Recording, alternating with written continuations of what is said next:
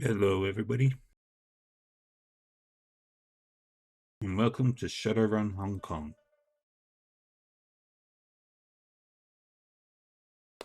I am Dark River 40. We're just going to get right into it.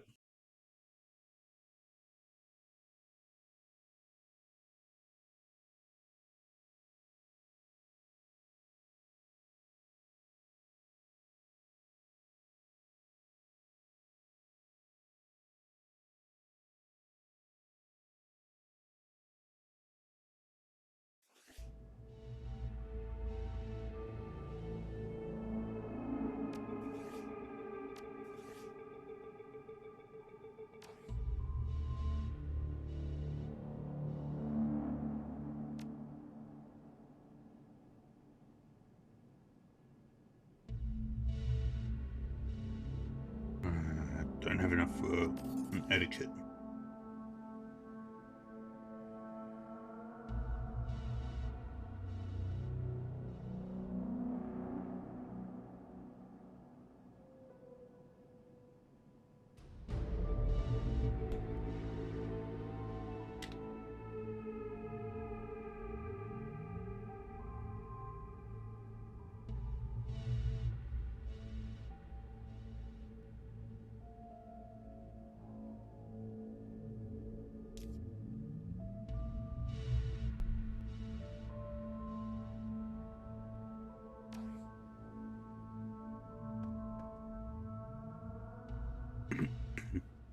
We were rescuing our adoptive father, Raymond Black, also known as Edward Singh.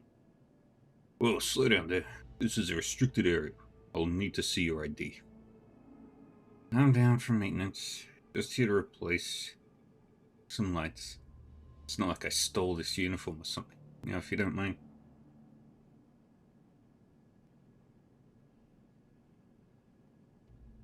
His uncertainty turns into an embarrassed chuckle.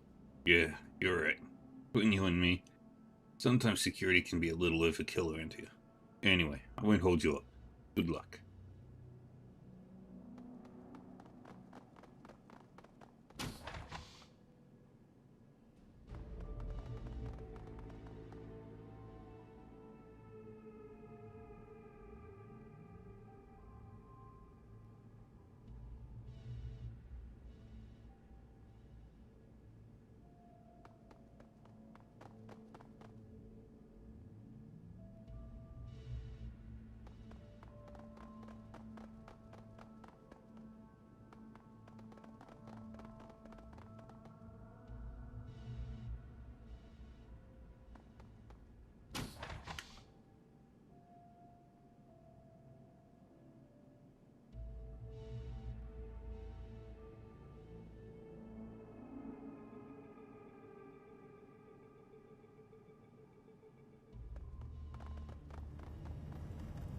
You overhear a masked man in a lab coat mumbling to himself. After a moment, you realize that he's narrating his actions. With a flash of his pen, he approves the incoming lab expenses. Science shall not suffer at the hands of miserly department heads. No, not on his watch. Such fiery acumen, such daring. He runs a hand through his luscious locks of stubble. The women swoon. The men swoon. He is meta-humanity's last hope.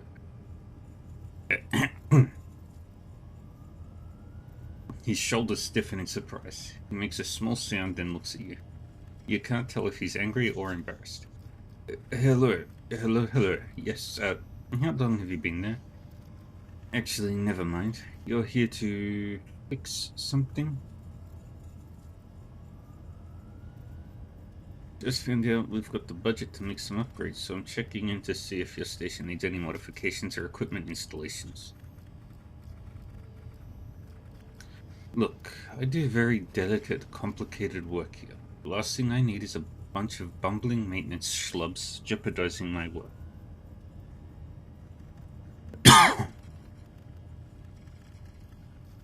Fine, just don't come whining to me when your air filtration breaks.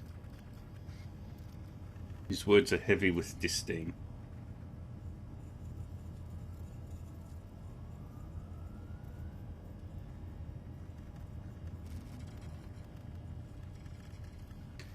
If you'd kindly leave now, that'd be great.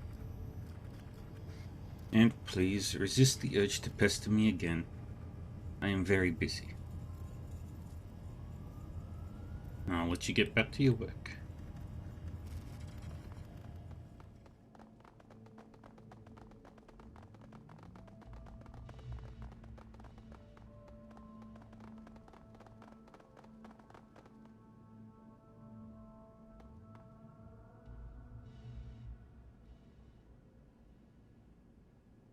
The key code. 1950.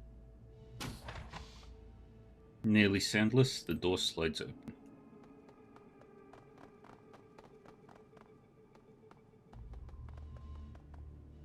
You rifle through the console. A few interesting folders catch your eye.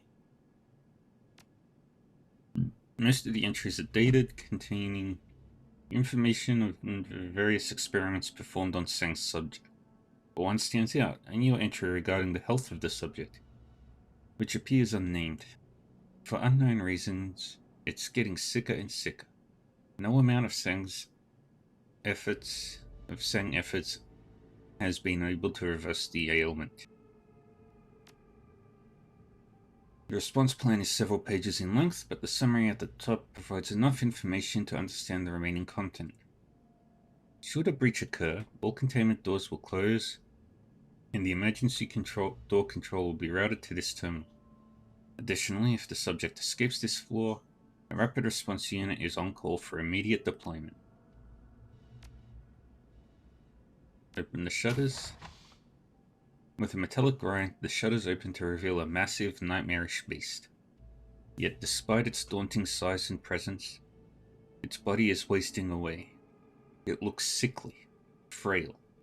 From once strong limbs hangs loose flesh, with eyes sunken into its gaunt face.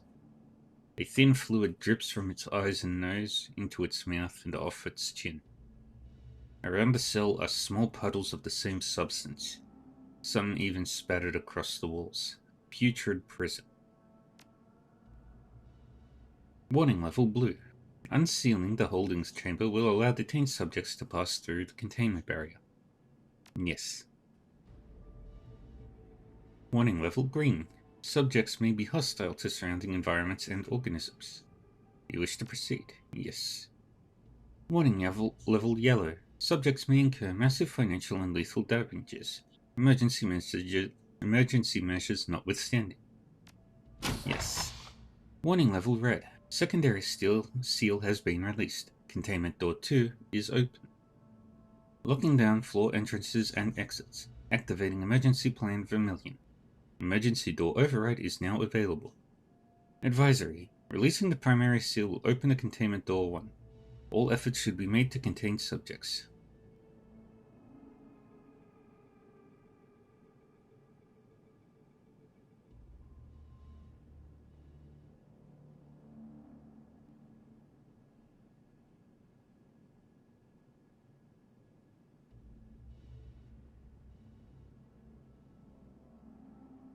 Release the primary seal and send it over there.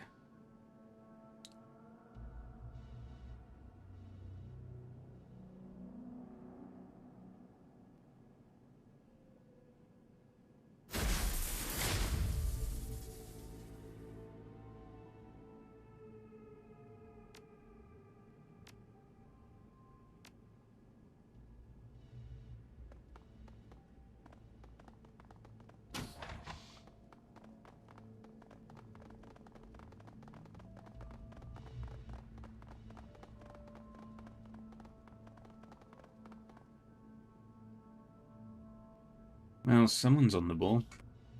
I hadn't even had a chance to call the janitors. I only just killed it, too. How did you... She shakes her head. Oh, never mind. Just get rid of this thing. It's leaking all over my Persian rug. I'm a young woman, but you want to leave for this. Things are going to get a lot worse in here before they get better. Right, what do you mean?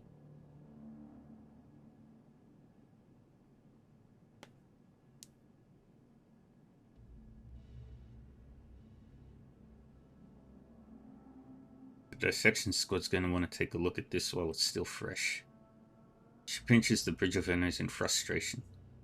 I don't need to know the details. You do what you have to. I'll be waiting in one of the spare offices. Can do.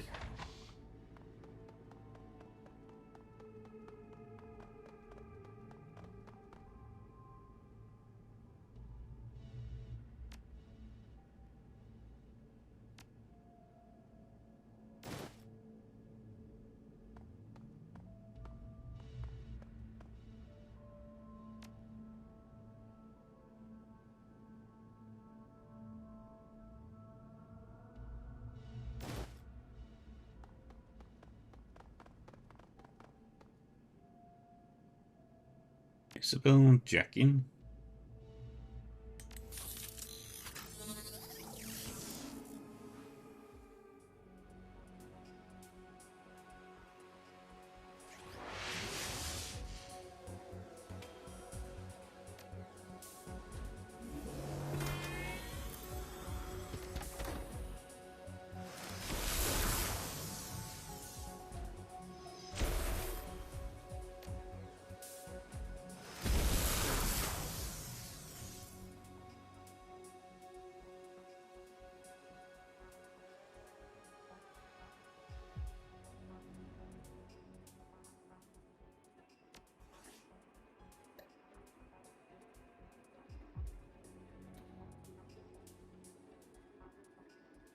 What's this one? Special project's password is... Vertical.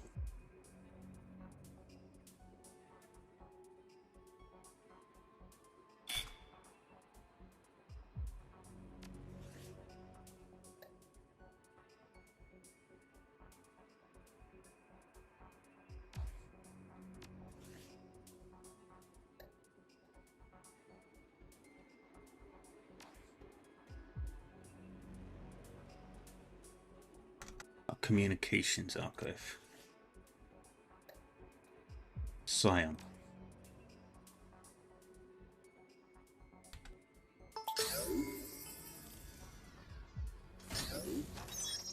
A small data archive node springs to life. It appears to be a set of mails to a reinitialized data center. The data center is labeled Special Projects. From Josephine Sang to David Yu, progress report. Dr. Yu, as I expressed in person, the assist-based security project is on an accelerated timetable. As such, I require regular updates to track progress. What is the status of the device?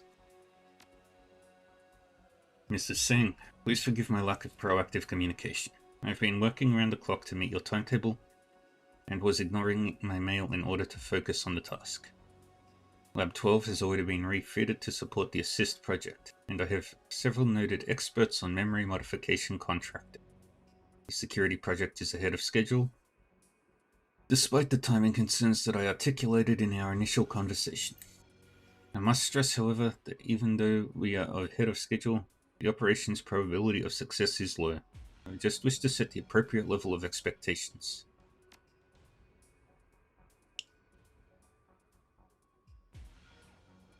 I am pleased that you're ahead of schedule, Mr. Yu, but let us be clear. My expectations are already set.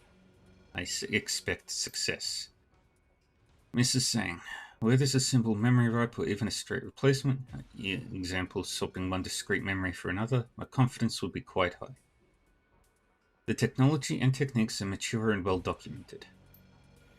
The process of replacing a seminal event in a subject's timeline and then revising its myriad downstream memories is daunting work even in an open-ended timeframe. Given the duration of the task, I cannot in good conscience predict higher than a slim probability of success. Deal with the seminal event within the prescribed timetable. Edward is 65. If the downstream memories appear contradictory or confusing, we will treat him for a medical condition linked to senility while working the bugs out. Yes, madam.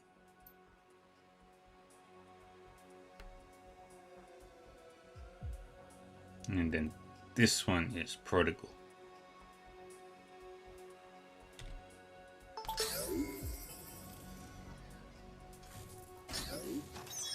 Only a small quantity of data resides here. The file header says something about a shutdown procedure for Lab 12.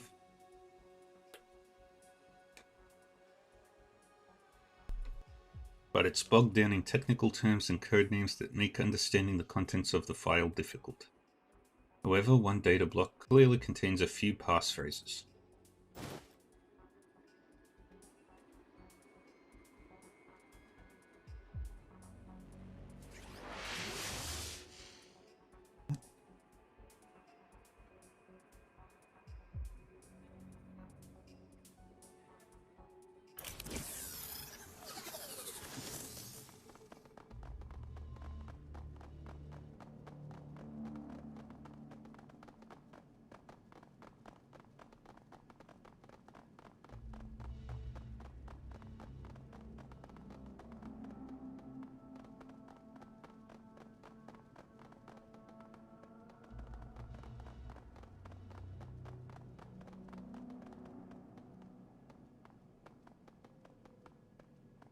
This dated door lock looks like it's been recently upgraded with a keycard scanner.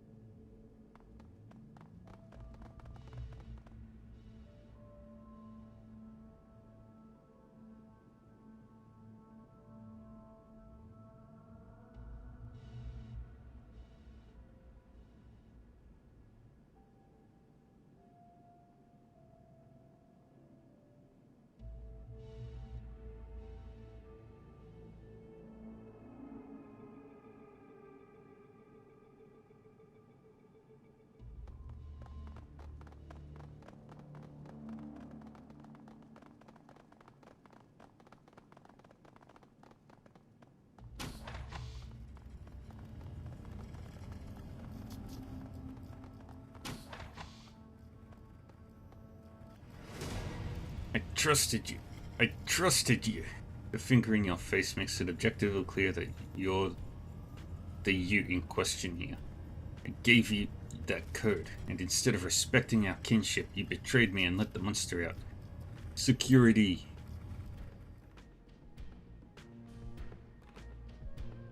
Alright, I need to get Isabel in there as quickly as possible.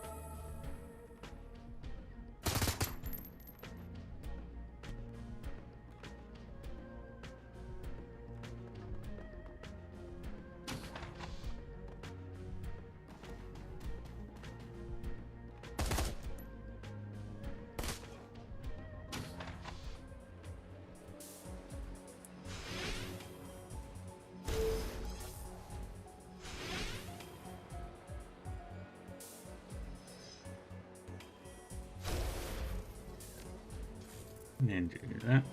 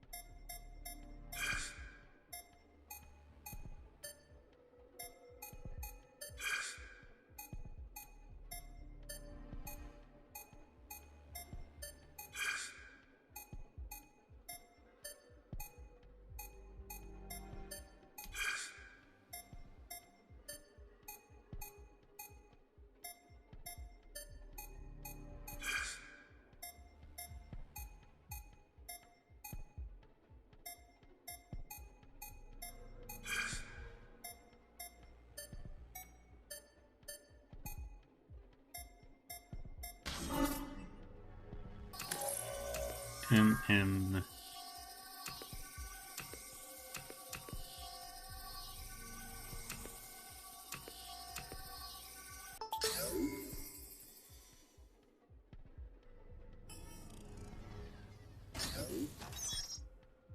You hack the node and the vulnerable network is quickly infected by spoof programs. Within a matter of seconds, the programs spread across the system, sending false security alarms throughout SANG. With the security network completely compromised, guards flood the communication channel with response calls, unable to locate where the alarms are coming from. Your whereabouts remain unnoticed amidst the pandemonium.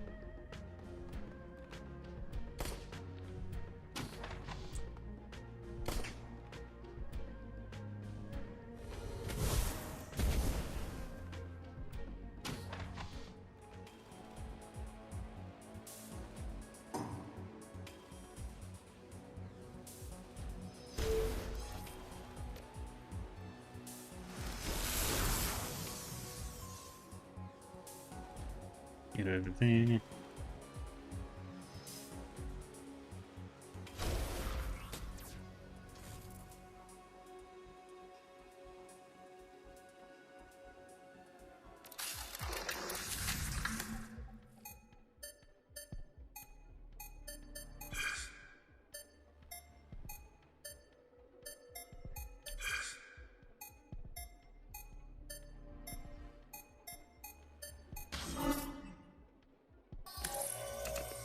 Immediately.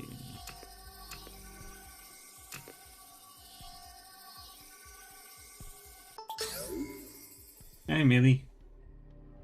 Falling into sleep is your signature move.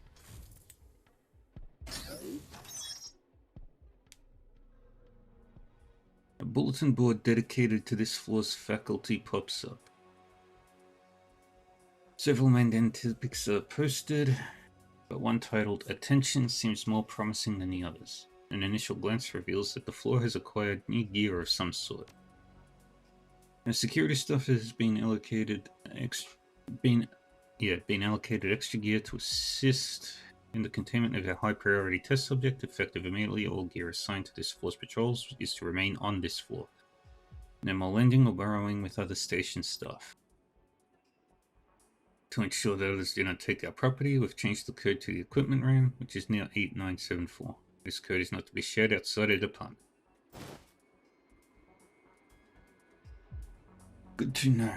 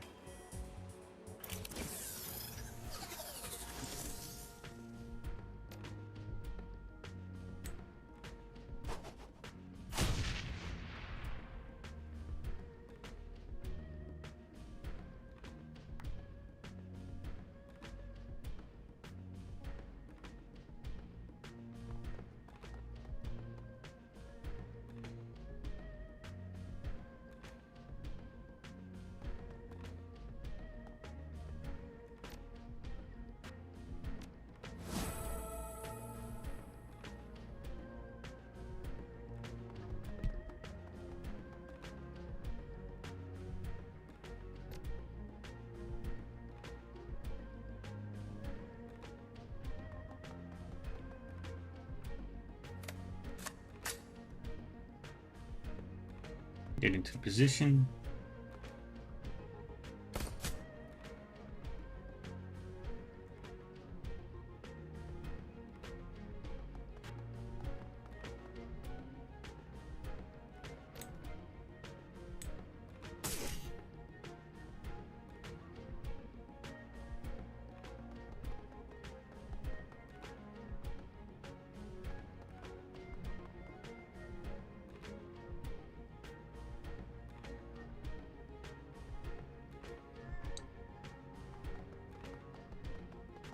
Isn't that what we always do?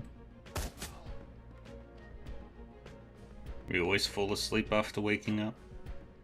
It's just that the distance between sleeping and waking up is usually longer than like a few minutes.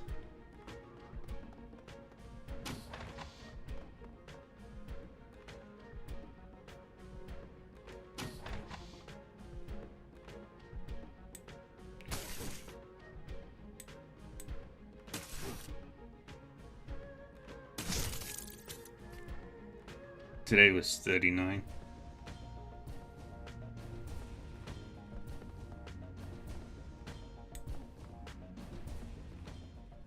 The code was...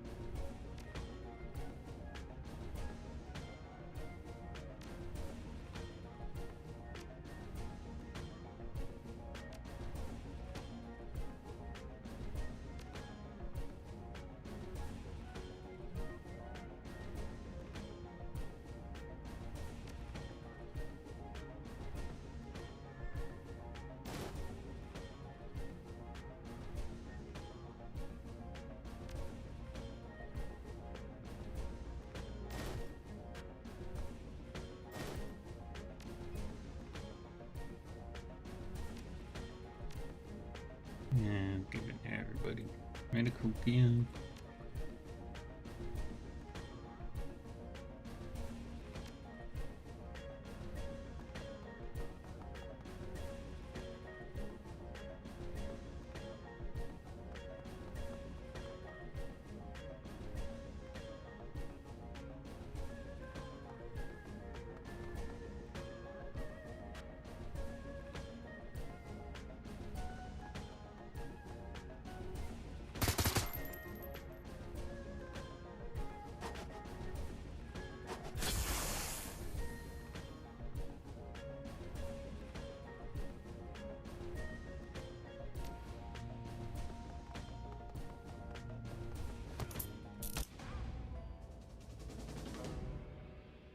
Alright, we got everything we needed.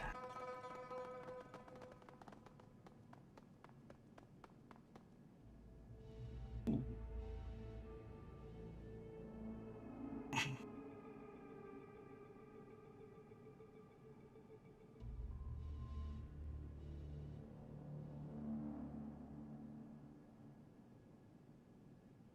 Enter a numerical code.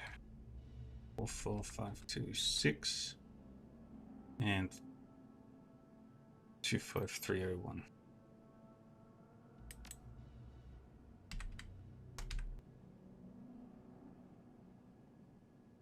Sequence accepted. Access to special projects granted. Please have your Omega ID ready at check-in.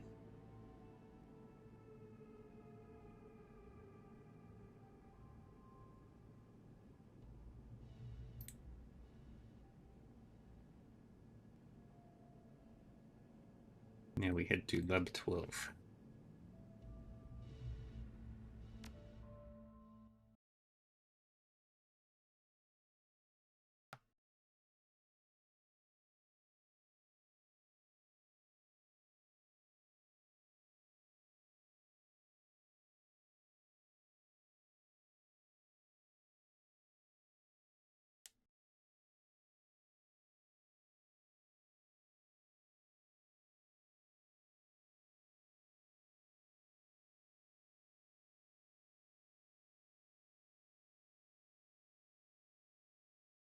The elevator code's acquired. You head into the enclosed space, watching the ceiling access panel closely as you make your way to Lab 12. Light elevator music contrasts sharply with the smell of sweat and cordite. As the lights on the elevator hit 12, you cover the door and wait.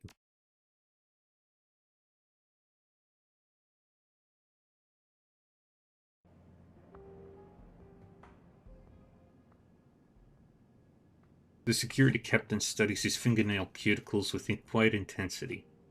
He looks ready to drain out a standard challenge, but stops when he sees your maintenance uniform. He raises his weapon. Okay, hold on. You should know that maintenance is not allowed to be in here without an Omega level escort. You have 2 seconds to produce an Omega level ID before I open fire. Well, you asked for it. Take him down.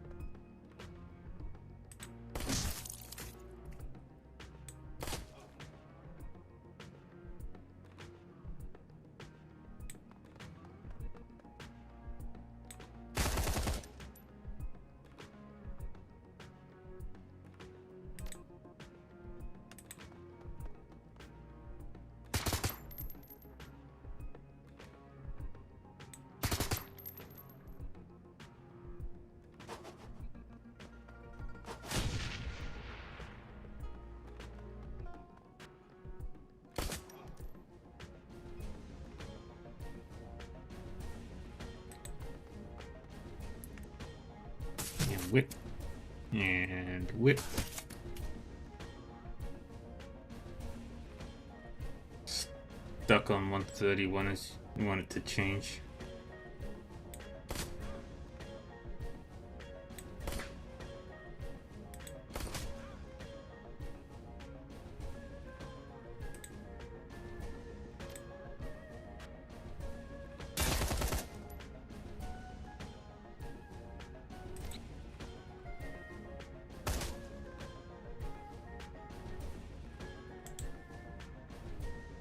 What do tracer rounds do?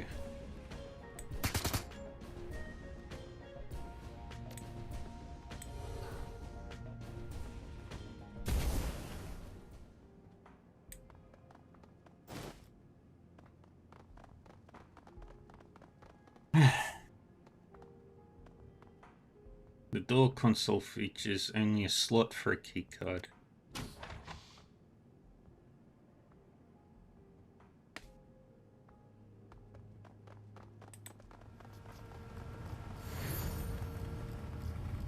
Lab 12 smells of shiny new computer equipment and the entire room hums with quiet efficiency. Monitors ping occasionally, broadcasting quiet alerts.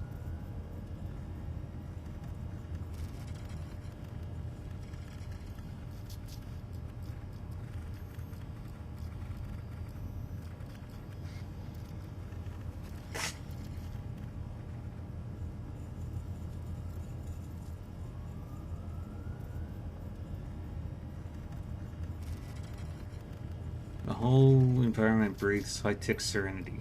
The centerpiece of the scene is a cockpit-like capsule containing the unconscious form of Raymond Black, reclining peacefully on what looks to be some sort of surgical couch. Wires run from myriad assist devices to the back of his head. Stretch. I only just saw that. She takes in the scene. Impressive setup. Josephine Singh must have spent a fortune on this. Duncan's eyes are fixed on Raymond's unmoving body. His voice lowers to a whisper. Holy shit. Raymond. Let's get him out of there. All at once, alarm klaxons begin to blare. The door that you entered through slides shut.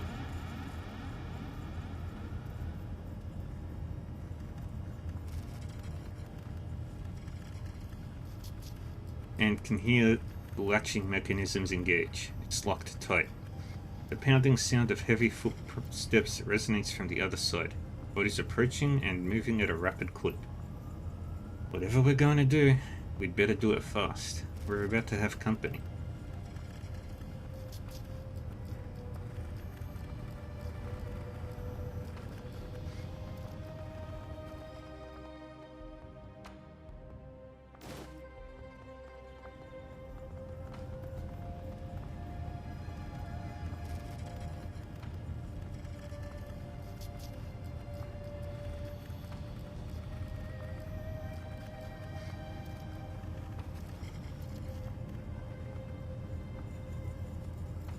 Scrolling through the reams of information on display, you eventually find step-by-step instructions from disconnecting a subject from the machine while it's in a state of operation.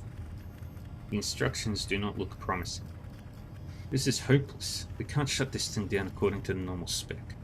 We don't have the time, the clearance, or the personnel. Maybe if we had a week, echelon security clearance, and an army of lab techs, but we don't. We're gonna have to improvise. Hell with it. Let's improvise then. We've got to get him out of here. The console awaits your input. Search for a way to perform an emergency disconnect from the system. Eventually you turn up an alternative method, labeled deeply unsafe, for removing a subject from the machine mid-procedure. In order to perform an emergency disconnect, you're going to have to reprogram his memory manually using engrams stored in the assist machine's memory. Doing this through the terminal would take hours. You'll need a Decker to guide the process in real time. If you fail to restore Raymond's memories properly, he will suffer catastrophic neurological damage. In the best case scenario, he will be left a vegetable. In the worst case scenario, he will die. Here goes nothing.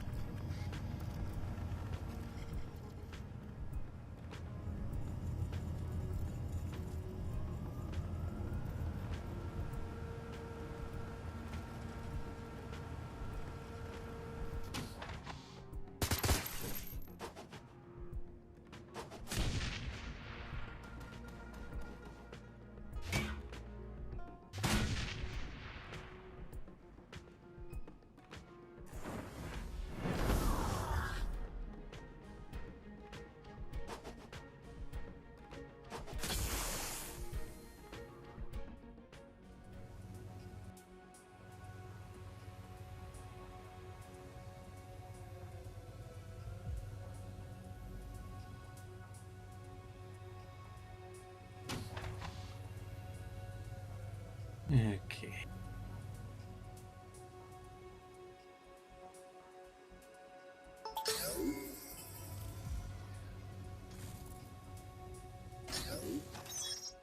This console's display blossoms to life at your approach. Sang Mechanical Services Special Projects Division Control Hub. README, General Practices, Open Host, Ingram Stream.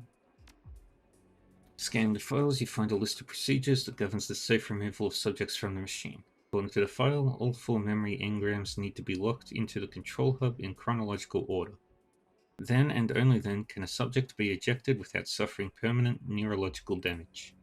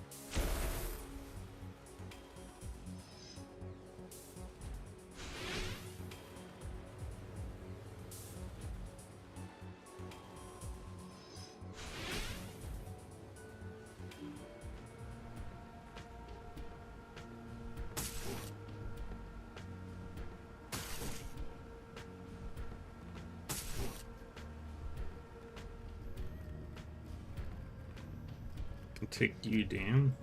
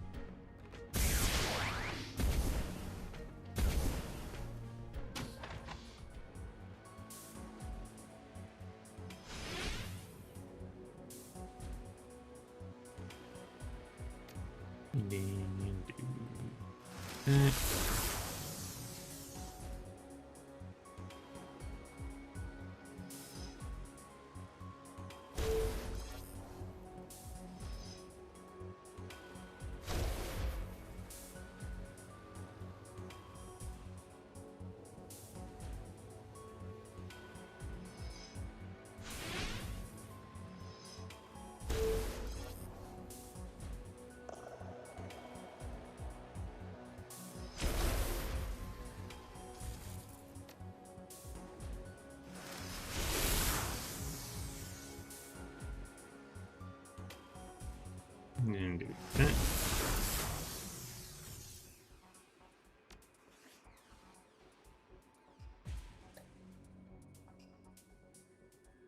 Dawn.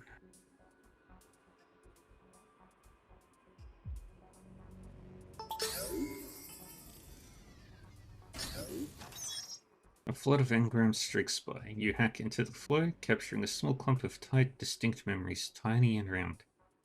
One of them glows, set apart from the others by its intensity.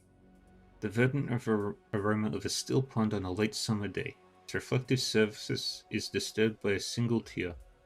As the ripples glide from its impact point, a young boy's face is reflected in the water, reef fracturing its innocence. He traces the character for father in the water with his finger.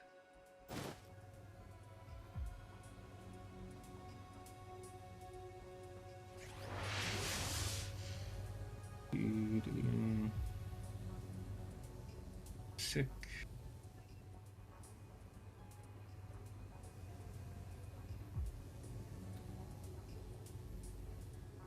Just checking something real quick. Okay.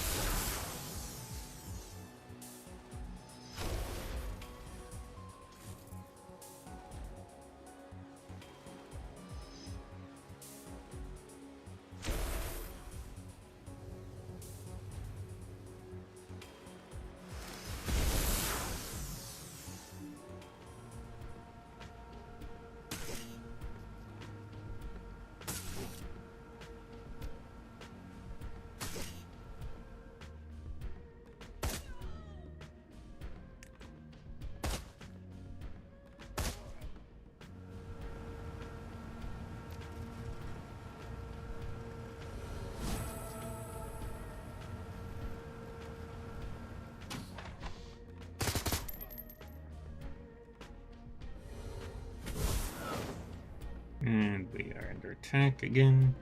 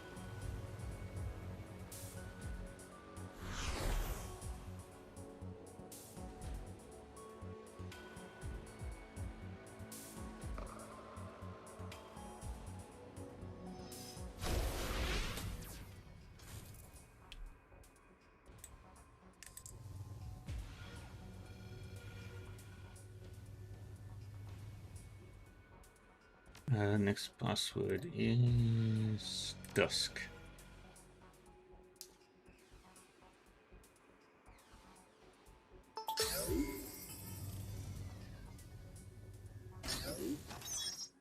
A cascade of engrams tumbles as it streams past. You hack into the current, capturing a thick knot of distinct memories, firm and full. One of them seems to move from within, attracting your attention. The youth center's gymnasium is thick with the scent of adolescent perspiration, marked by a steady diet of cheap soy protein. His authority as the youth director is challenged, and although the boy couldn't be more than 12, they stand eye to eye. The boy looks at his graying hair and sneers. "You better know kung fu, mister," the pudgy boy says. "I know lots of things," he replies. "Are you smart enough to learn them?"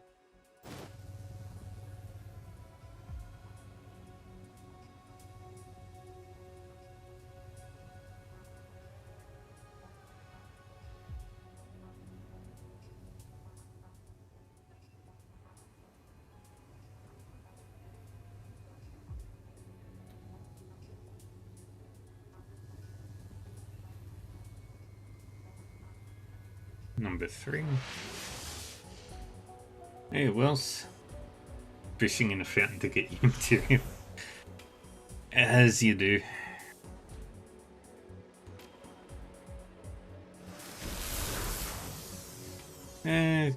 Going well. I'm about to perform brain surgery on a person.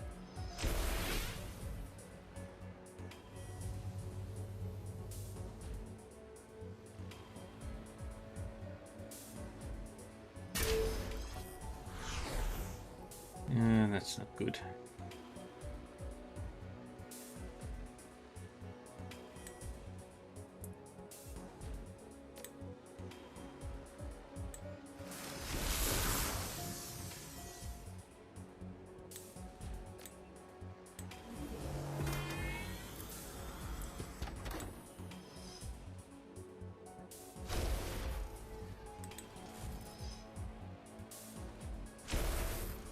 We're basically rescuing Dad.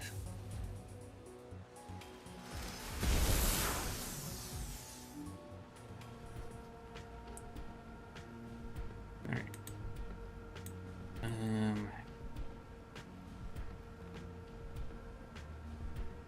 Shotgun.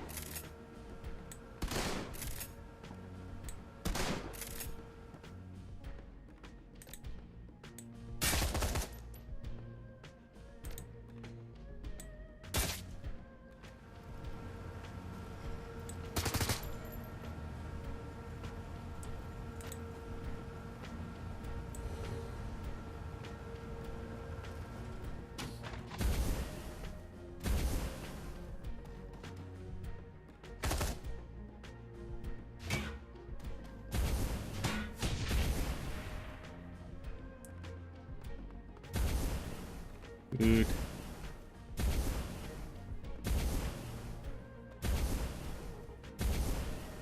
Thank you for doing all that. Oh, that was great.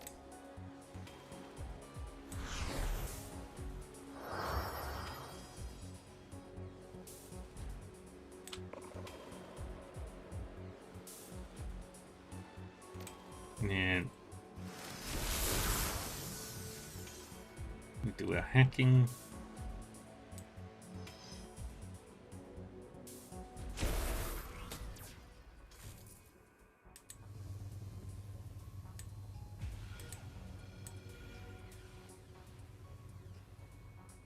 The next password is night.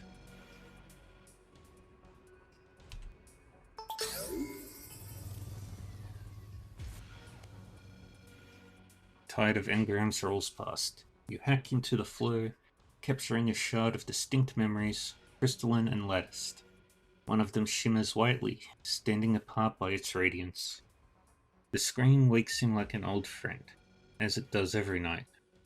He pulls the sheets away from his damp body and stumbles into the bathroom, his heart pounding. Rinses his face and the back of his neck with cool water. He looks up from the basin into the mirror and finds an old man staring back at him, a terrified old man.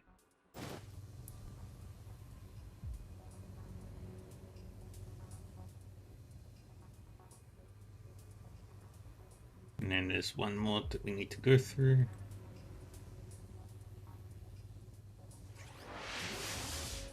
Okay, that's the last of these things. And there's only 2 watches, that's good.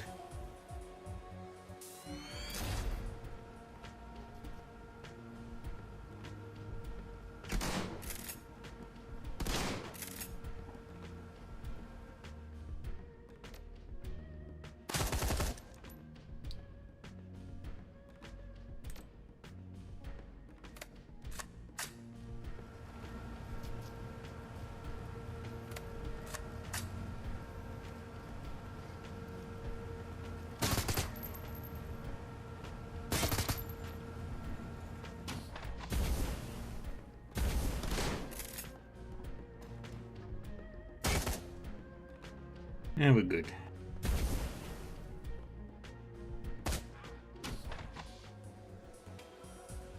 Alright, bring out the assassin.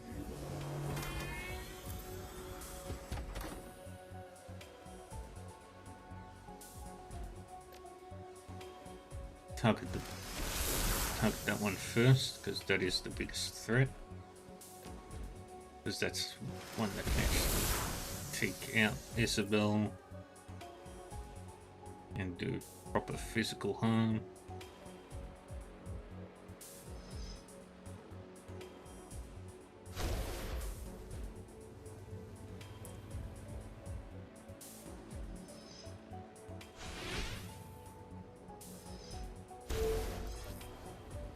have to do a heal. I can't do a heal right now.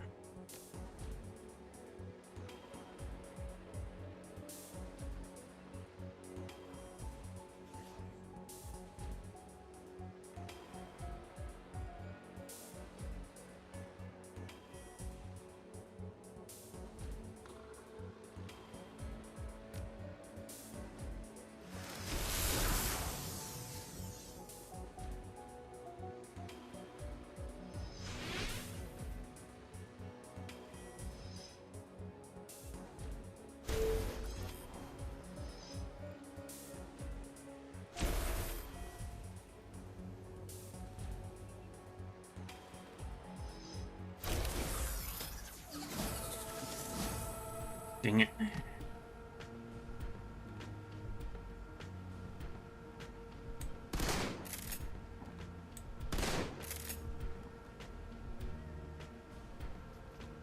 Why is...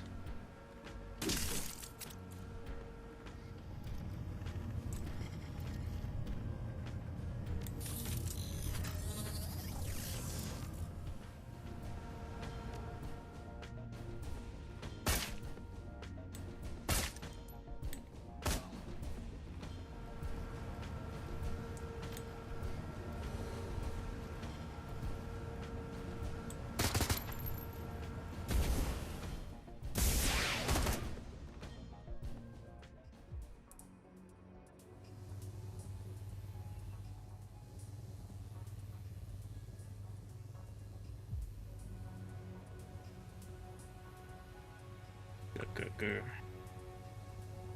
Just need to get back up to number 4.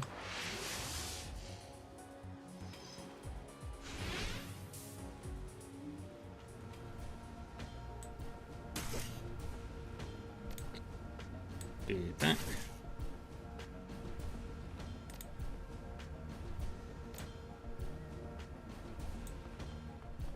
Oops.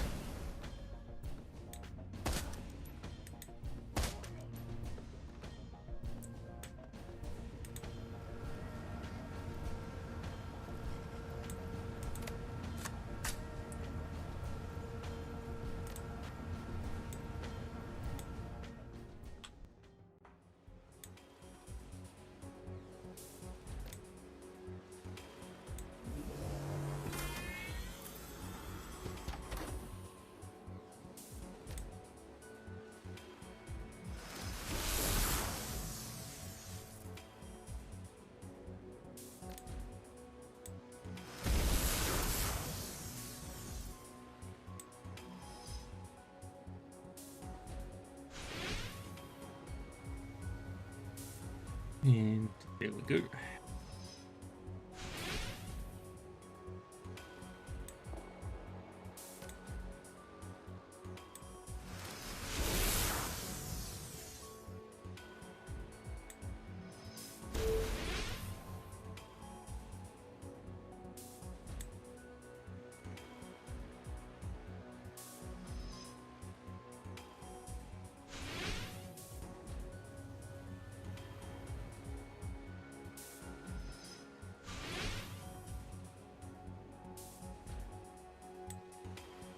Get over there.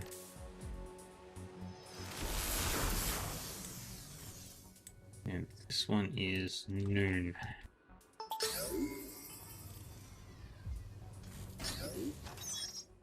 Oh, current of engrams twists and churns as it flows past. You hack into the current, capturing a cluster of distinct memories, lumpy and fat. One of them hums loudly, calling your attention.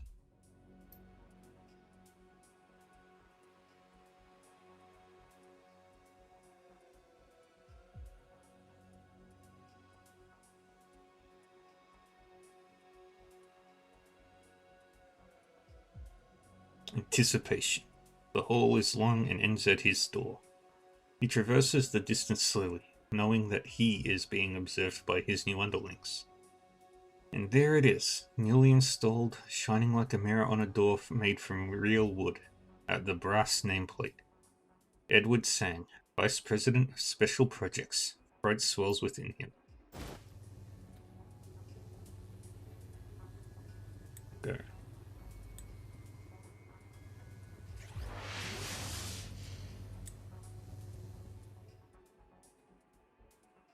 Open that. Select engram for slot 1 is him as a young boy. Number 2 is him as a young executive. Then middle-aged man. Number 4. Reintegrate host.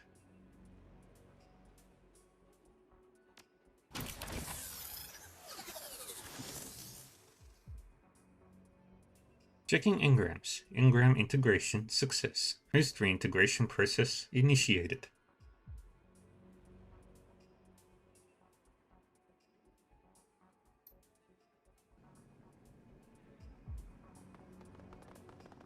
Let's have a quick look. The guards are talking amongst themselves excitedly as you arrive. We're the last line of defense and we're going to hold them here. Do you understand? Guards are clearly frightened, but appear ready to follow his orders. You can see his confidence rising at their reactions.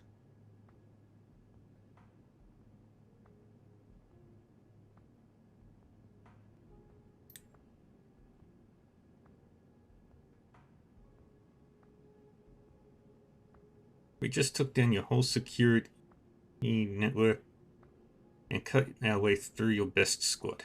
You sure this is how you want to play this? The guard looks to his co-workers and nods to you. Nope, this is definitely not how we want to play this. Let's just pretend that we never saw each other, okay? He takes his finger off the trigger and begins lowering his weapon. Smart play. We never saw each other.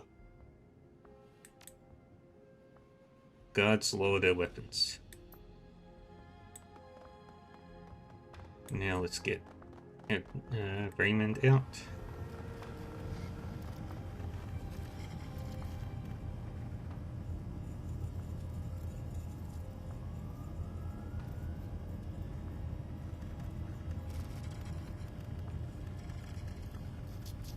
The clean room echoes with your footsteps as you approach the capsule containing the assist surgical couch. Through the window, you can see that the last 8 years have not been kind to Raymond Black. The trauma of the last few days is readily apparent. The pasty pallor of his skin and the white growth of stubble on his chin make him appear far older than 65. He lies unconscious, his chest barely moving, his eyes sunken, and his jaw slack. Carefully applied gauze dressing on his balding head surrounds a gleaming metal port, a data jack. A thin bundle of wires runs from the jack to the device mounted on the capsule wall. Oh my god. Although his voice is small, it echoes loudly through the clean room. Dad? Duncan? I'm here, yeah. Wood glances at you apologetically. Anna is here too. Raymond opens his eyes with a dreamy smile. Hello, Miss Smith. Good to see you. Must be disoriented from the assist program. Looks like we got to him just in time. No time to catch up right now, Eva. We've got to move. We've got to go. I'm gonna get you out of here.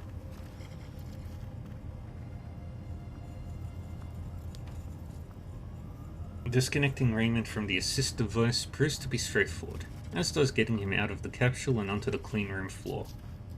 It feels as if he barely weighs anything at all.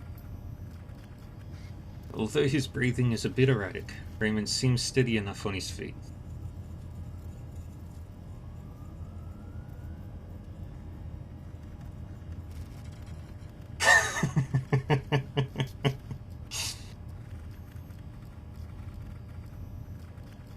Yeah. I found him on my first playthrough.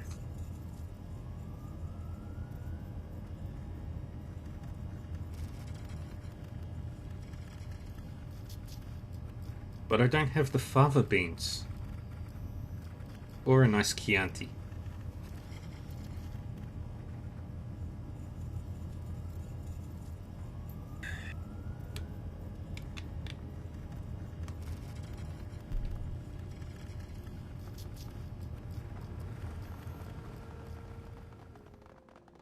Yay, I did it. Now we can exit Prosperity Tower.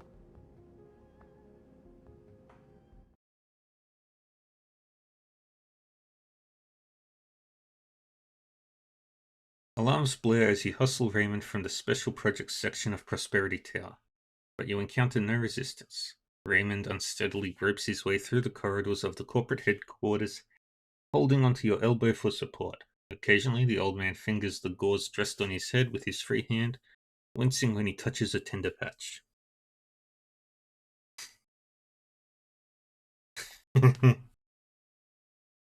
Kincaid. Tense minutes pass between the time you exit the building and enter the MTR station. The team remains on high alert, scanning the streets and buildings for signs of Sang security forces until, like a stream of cockroaches, you scuttle underground into the cool safety of the mass transit tunnels. You pay the fare, grab Raymond, and make your way to the subway platform, the sound of the old man's ragged breathing loudly rushing past your ear. Seconds tick slowly while you wait for the subway train to arrive.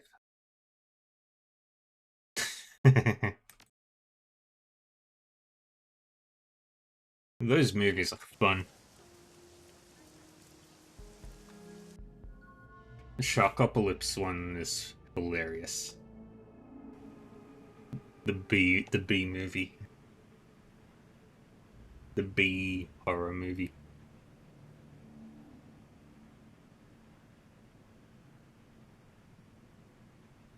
The team hustles Raymond onto a subway car, quietly taking up defensive positions and scoping the platform for signs of pursuit. The old man is unsteady on his feet, but he insists on standing under his own power. He grabs a railing and holds on with white knuckles as the train lurches forward. A group of tourists sit nearby, conspicuously avoiding eye contact with any of you. Your crew looks over the old man with the bandage on the back of his head, exchanging meaningful expressions. Raymond squints at the odd group surrounding him, but his nod indicates that he understands he is among friends. Wu drags his goggles off his head, bending knees to get a better look at his foster father.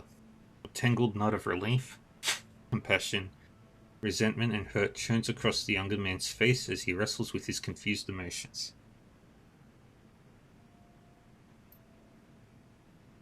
Fear for his father's health overcomes them. Raymond, you were right, little man. I fought against the reprogramming. The old man's voice is little more than a soft croak. His eyes are sunken and surrounded by dark circles. His mother's medical technology must be amazing. It's hard to believe he's walking under his own power so soon after the surgery. Yeah, well, Grandma's an amazing woman. Her high-tech brain surgery, her ownership of the cops, her execution of my partner and those runners. Wu's face hardens and stands up straight, glaring down at the older man. Oh, and the way she had the plastic-faced man snatch her own son. Amazing woman. Easy, Duncan. Don't easy Duncan me, Anna. That was Carter's thing. Find something else to say when you think I'm on the edge. Pain and bitterness drip from Wu's deep, raspy voice. This man, whoever he is, has a lot of explaining to do. You ready to start telling us the truth, Edward? The old man tilts his head up to the orc towering above him, and although exhausted, his jaw sits firm. Yes, Duncan. I'm ready to tell you everything. I had planned to explain it all when you arrived in Hong Kong. Yeah, our meeting was postponed due to kidnapping and murder. The old man's mouth purses and his lips quiver for a moment, but he regains control. I never believed it would come to that my mother was capable of. He allows the thought to remain unfinished. The old man leans back on the wall of the subway car and gathers his thoughts.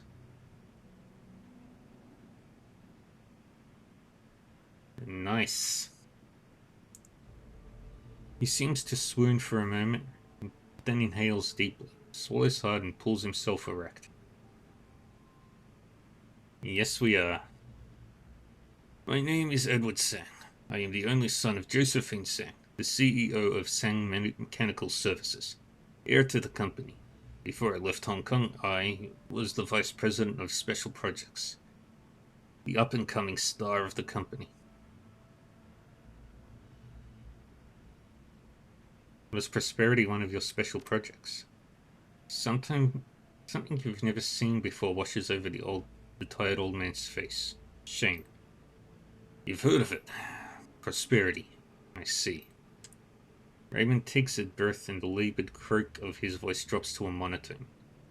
It was part of a project my mother envisioned, to rebuild Kowloon Walled City. A walking neighborhood for underprivileged citizens, fully integrated with job training programs, co-op childcare, drug counseling centers. It was a new approach to low-income housing in the East, the springboard to prosperity for hundreds of thousands. Yeah, that doesn't sound like the place I grew up in. Raymond is 20 years away. Doesn't seem to hear her. Mother personally oversaw every aspect of the project to ensure that every detail was executed properly. Chose each project manager herself. She had regular status meetings with architects, builders. Visited the worksite for surprise inspections.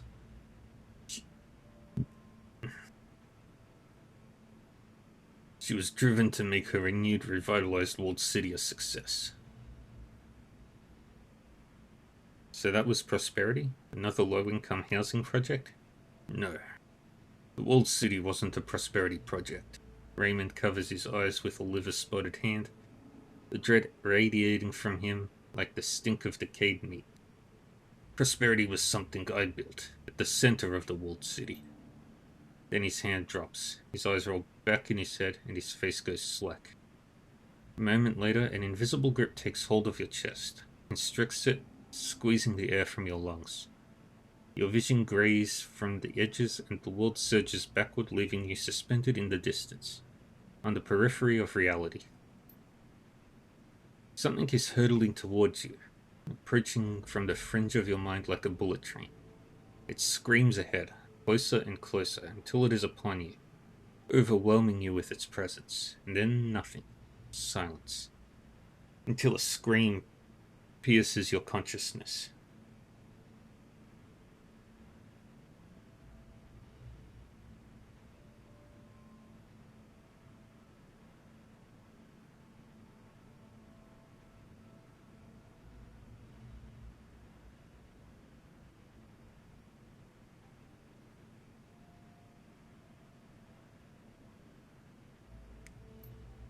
You're back in the old city, the city of darkness.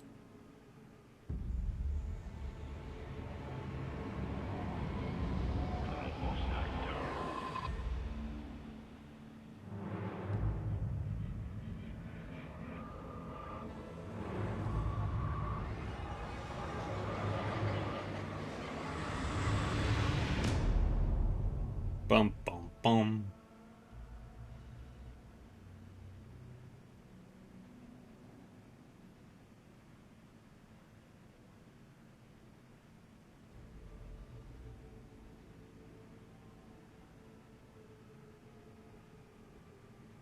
Your mind wrenches, inverts, and then violently jerks back into your skull. Your stomach cramps hard and the taste of bile burns your throat. A thin trickle of cold sweat slides down the small of your back and your eyes refuse to focus. Your crew fares no better. Gobbet pulls herself from the floor, madness and folly squeaking worriedly in the folds of her clothing. Isabel grips a railing, her back to the group retching silently. Rakta leans against Koshai, his ashen face staring at the ceiling. He blinks rapidly, processing. Gaitri stands perfectly still in the center of the car, his hands at his sides, his face impassive. Weir breathes deeply, his hands on his knees. That wasn't a dream. He shakes his head like a lion's mane and spits on the floor.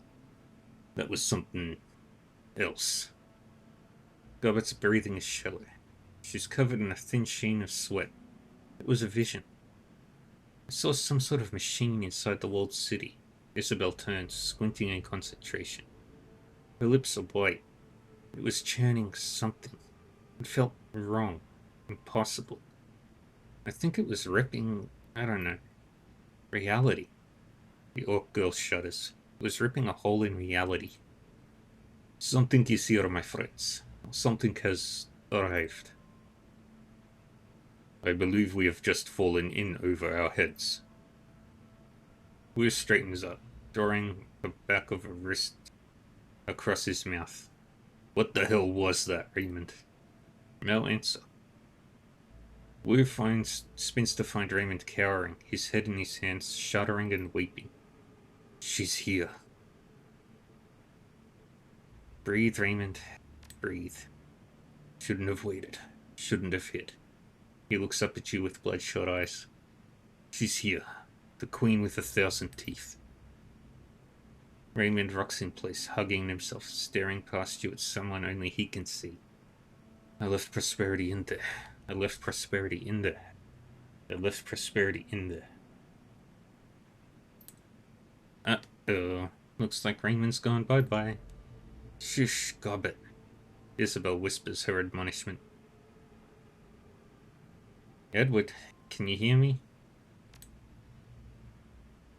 The old man's brow furrows at the name. Prefer Raymond. Raymond blinks, his eyes open. His voice is weak, hesitant, disconnected somehow. Are we in the subway? The right corner of his mouth twitches noticeably. Why is he stuttering? He's not.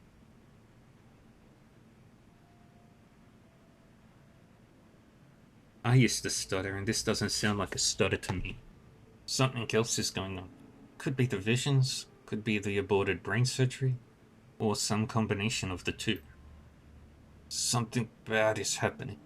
It began a long time ago, and I'm responsible. His eyes open wide. The queen. Prosperity.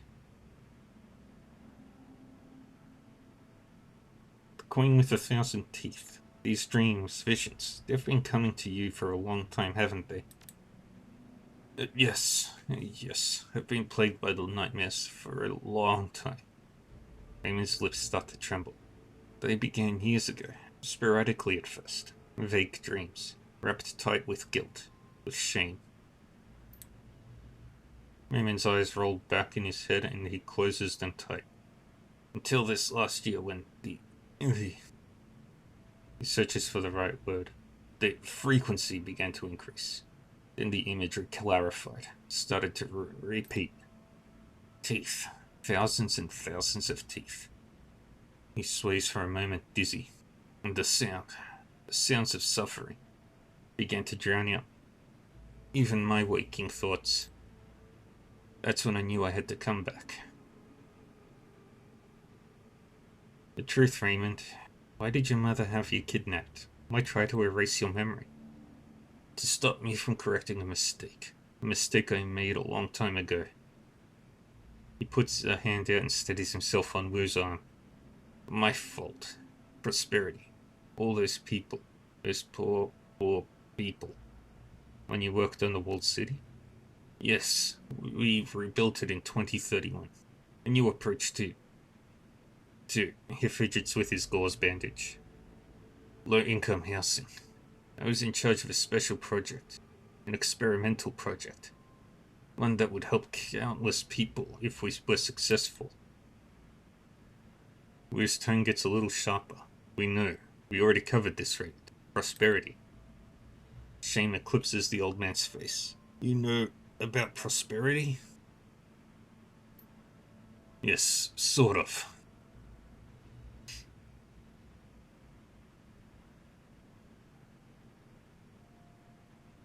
Wu's tone gets a little sharper. We already covered this rate. We know that it's in the center of the walled city and that Edward Sang built it. Why don't you start at the beginning, Raymond? Tell us what this is about. The beginning. Sometime in the 20s, my mother was awarded he searches for the word. The contract. The contract to rebuild the housing development in the walled city. Well, from the results, I'd say your mom kinda blew it. Prosperity failed. Frustration appears in the old man's tired eyes. I told you, the walled city wasn't the Prosperity project. Prosperity was the fortune engine I built at the center of the walled city.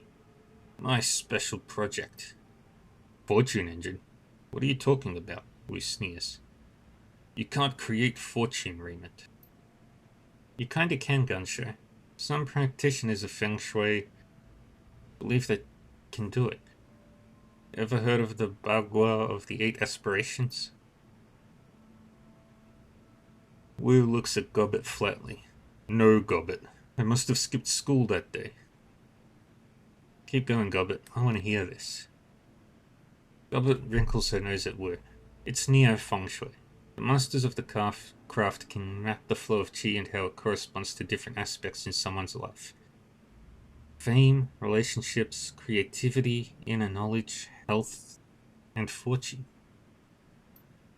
That's 6. I thought you said there were 8 aspects.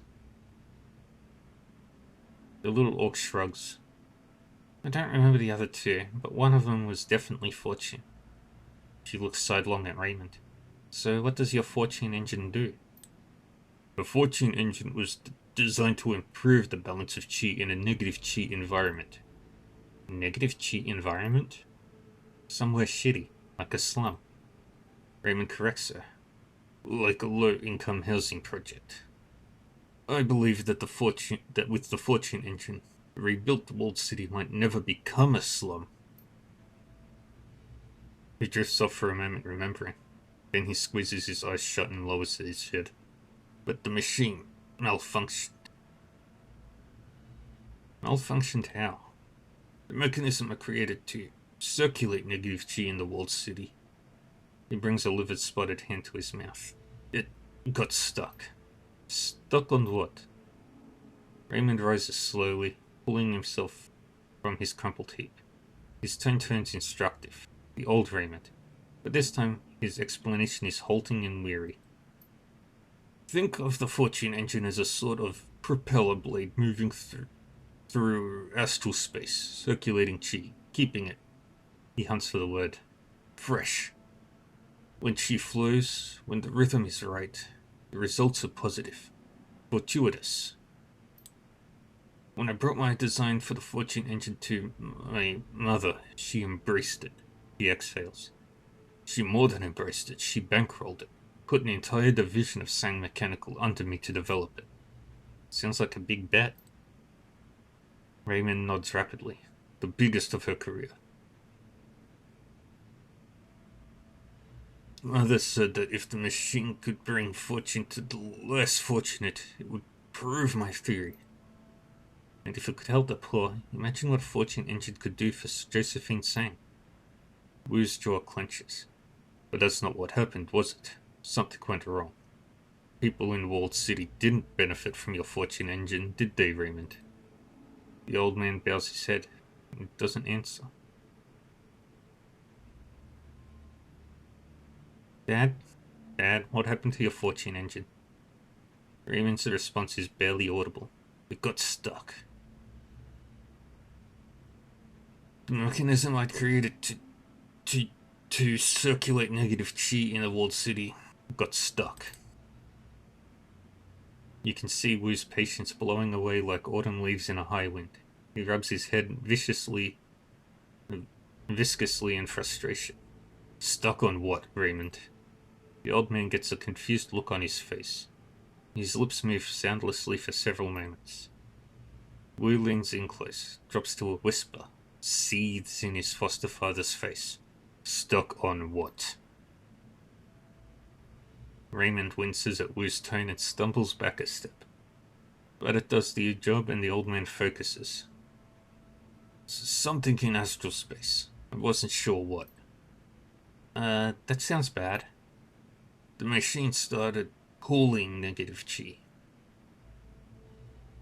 The old man's breathing begins to accelerate, and the walled city started to fill with it.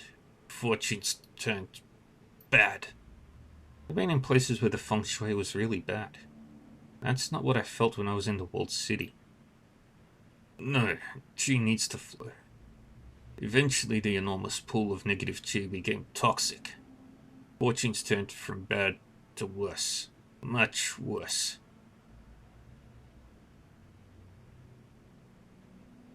Raymond's shoulders slump. Mother's vision for a revitalized walled city fell to ruin.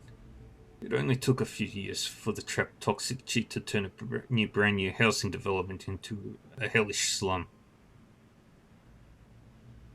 Why didn't you turn it off? I couldn't. Something happened, part of the malfunction. We couldn't turn it off. And why didn't you blow it up, wrap it in C6 and turn it into a scrap heap? Mother refused. Blue's tone icy cold. Tone turns icy cold. Why? I never found out. She wouldn't tell me. She would only say that it wasn't worth spending the additional resources to figure out how to fix it. Or even how to turn it off. Words start spilling out of the old man. She sealed off the maintenance room. Our engineers poured a sarcophagus of thick concrete around it, so no one would ever find it. Ever find out what we had done. And then she wrote off the project off as a business loss and moved on like nothing had ever happened, right? Yes. His face flushes and he fidgets with the gauze bandage on his head. After that, I left Hong Kong, started a new life in Seattle. Found you two. You should have stayed, tried to do something about it. Wu grimaces, disappointed. You were a coward, Raymond. Yes. Raymond stands up straight, takes a shaky step towards Wu. Yes, Duncan, I was a coward. And the guilt, the burden of my cowardice gripped me like a vice that never loosened. It's eaten me from the inside for 20 years. He licks his lips, tries to breathe. And then the nightmares began. Horrible. Still, I kept working on the problem, night and day. That's the work that kept you in your study until all hours of the morning. It took me years, even after you left, to make the connections, find what to do. But I did. I figured it out. And still the nightmares intensified until they became unbearable. I knew I had to come back, fix what I had done. And that's why I contacted you, to help me see it through. Wu mumbles something, but all you can make out is the word coward. Wait, there's still a piece missing. What's causing the visions we're all having? Raymond's voice flattens. When the machine malfunctioned, when the circulator became stuck in astral space, it lodged in another domain. He sways and his lips begin to tremble, and something lived there. Not good. The old man begins to drift. After 20 years of constant force, the circulator finally began tearing. Astral space created a rupture in her domain. It begins rocking in place. And now she's pushing through. Now she's pushing through. Now she's pushing through. Yeah, she's pushing through all right. Wish snarls at his foster father. The queen with 1,000 fucking teeth. A thing that you brought here, Raymond. Raymond stops his rocking. Becomes fully lucid. He snaps back at Wu. I understand that, Mr. Wu. That's why I came back. I believe she is only partially here. She hasn't pushed through all the way yet. She's probing her new hunting ground. The emotional strain of his snap at Wu rattles him again. I know what to do now. How to extract the circulator. Shut the machine down before she can fully manifest. Just get me to the center of the walled city, to the fortune engine. I will do the rest. Please, help me. Help them.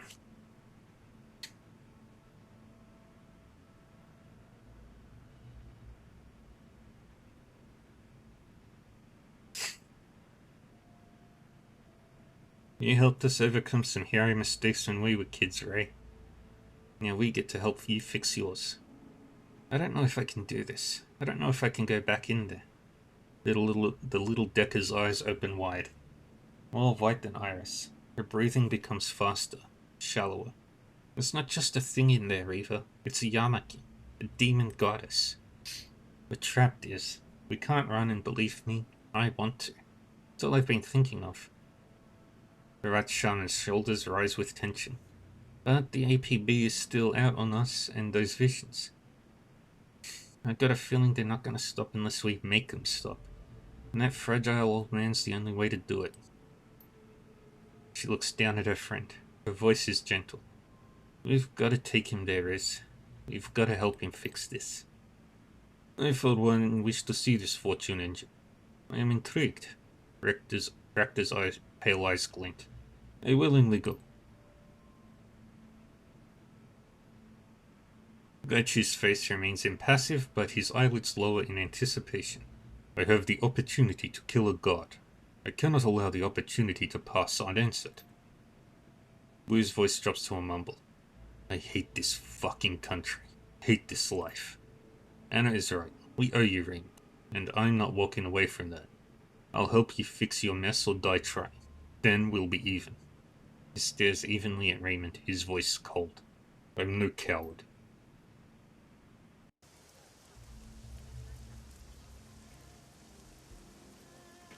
Fear grips the people streaming from inside the walled city. The storm isn't a typhoon. It's something else.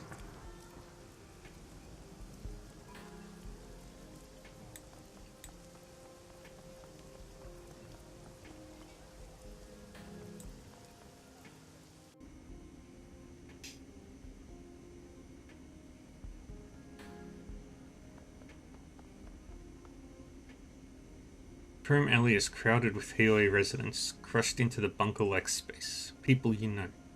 Clutching their heads, crying, some bloody. Riva, I can't talk. Got a whole bunch of...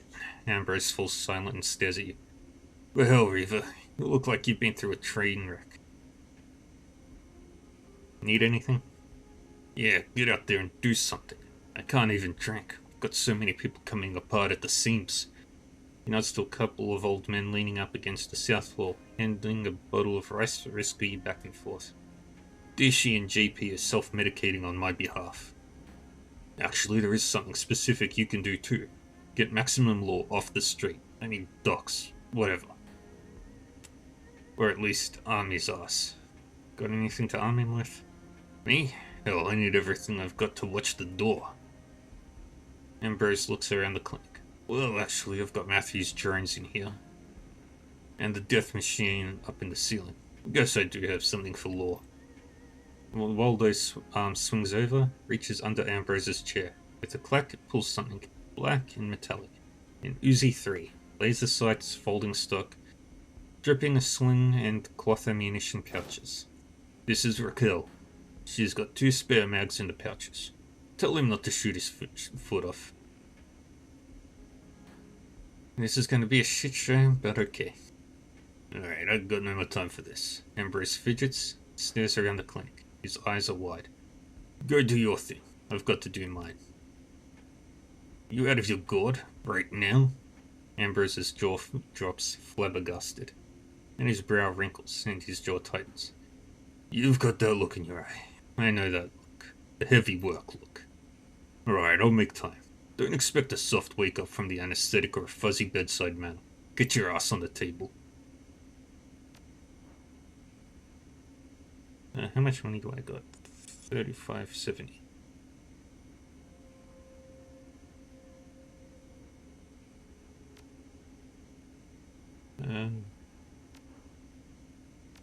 We'll install that, and then in that leg.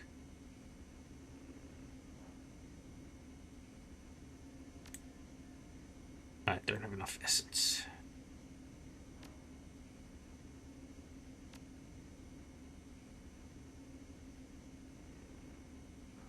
Gourds. Probably.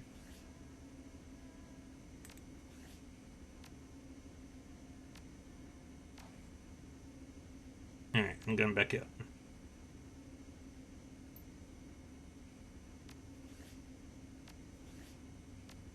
Can I upgrade my cyberware affinity?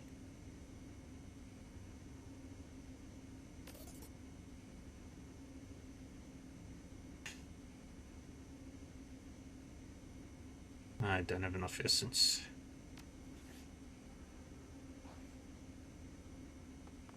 Dang it. Alright. Go talk to Max.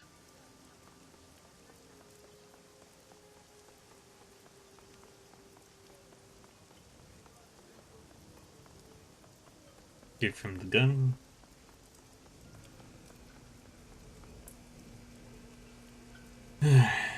Maximum Law stands out in the rain, arms folded across his chest. His normal air of bravado and jittiness has blown away like cobwebs. He exudes the aura of a granite block, or an anchor, abandoned by its ship and about to be overwhelmed by the ocean. Riva, sup? You aren't, Law? Ambrose wants to be sure you are, if you're staying out here. What? No, I always just rely on the neighborhood for protection.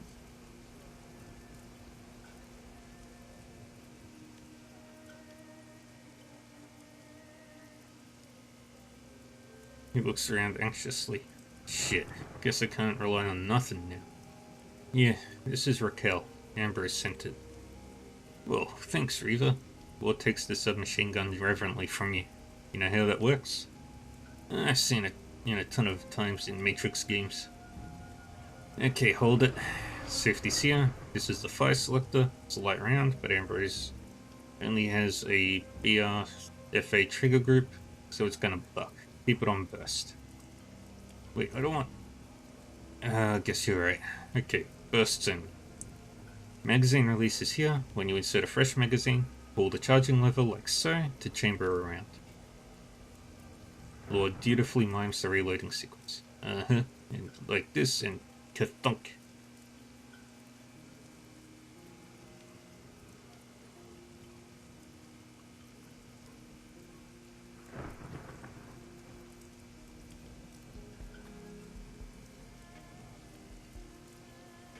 Never put your finger on the trigger until you're ready to engage. Don't sweep the muzzle past anything you value. Keep it at the sky, at the ground, or at the target.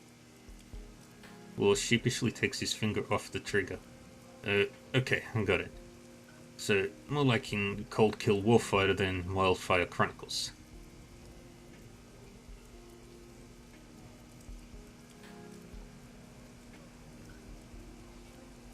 Shoot at very close range, center of the torso. 2 hands and gun to the shoulder. Like this. Shoot sparingly. Any stray rounds can kill someone you care about. Thanks, Riva. Man, this is serious.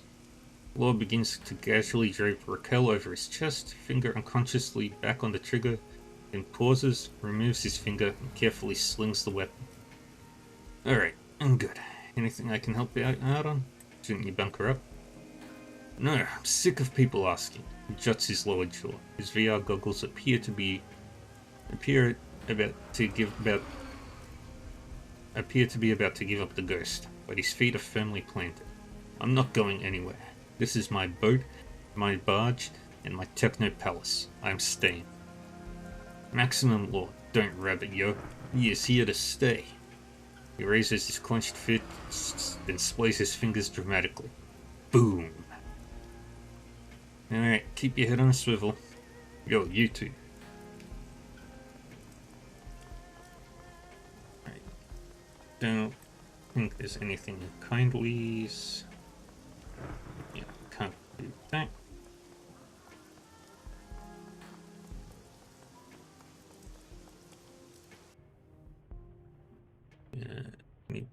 I didn't take Gotcha.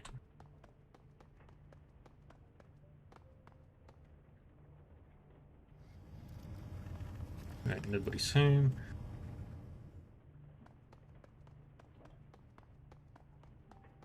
You've only recently discovered that? That's a very old-timey thing. Wait, how much money do I got? 3,000. I might be able to buy something from Ermine.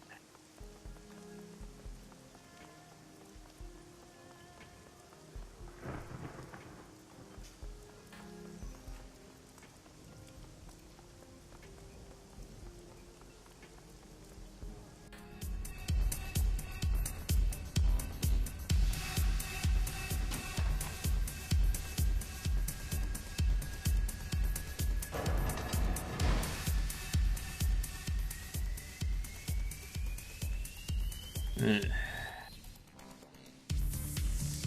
show me the goods.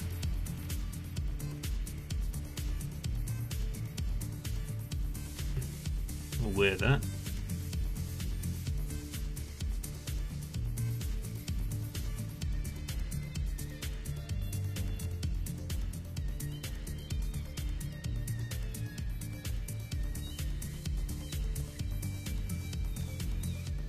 Now we're gonna sell.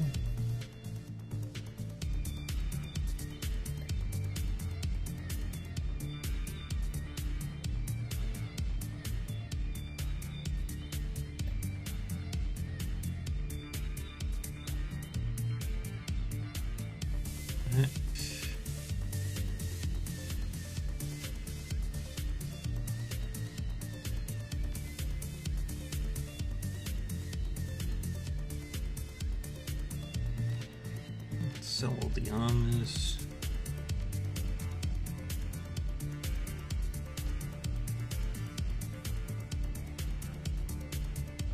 And shotgun.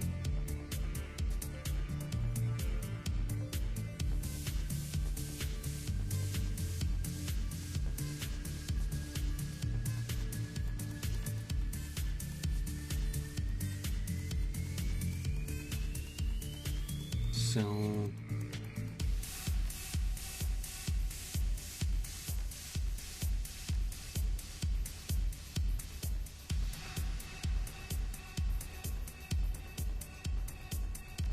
That.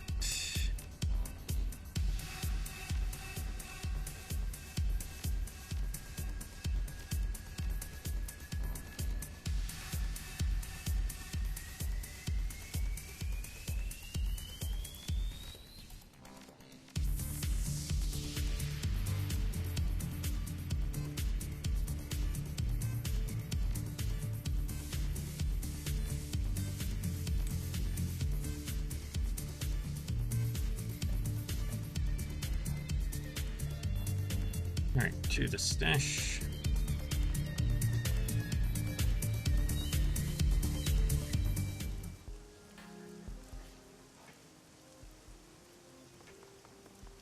I just want to bought the gun.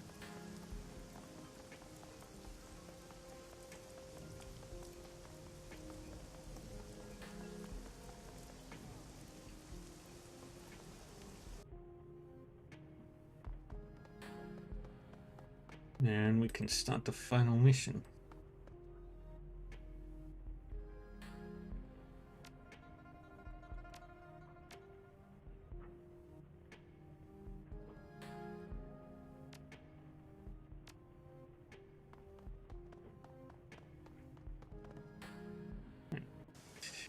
Yeah, she's got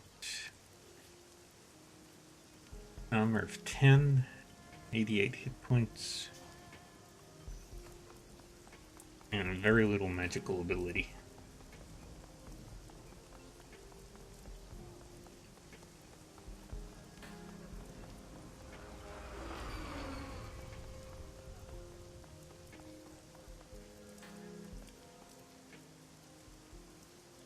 Raymond and Wu stand near each other in the rain, staring at the walled city, not talking. The old man looks at you, weary but alert. You look like you have something on your mind, Miss Smith.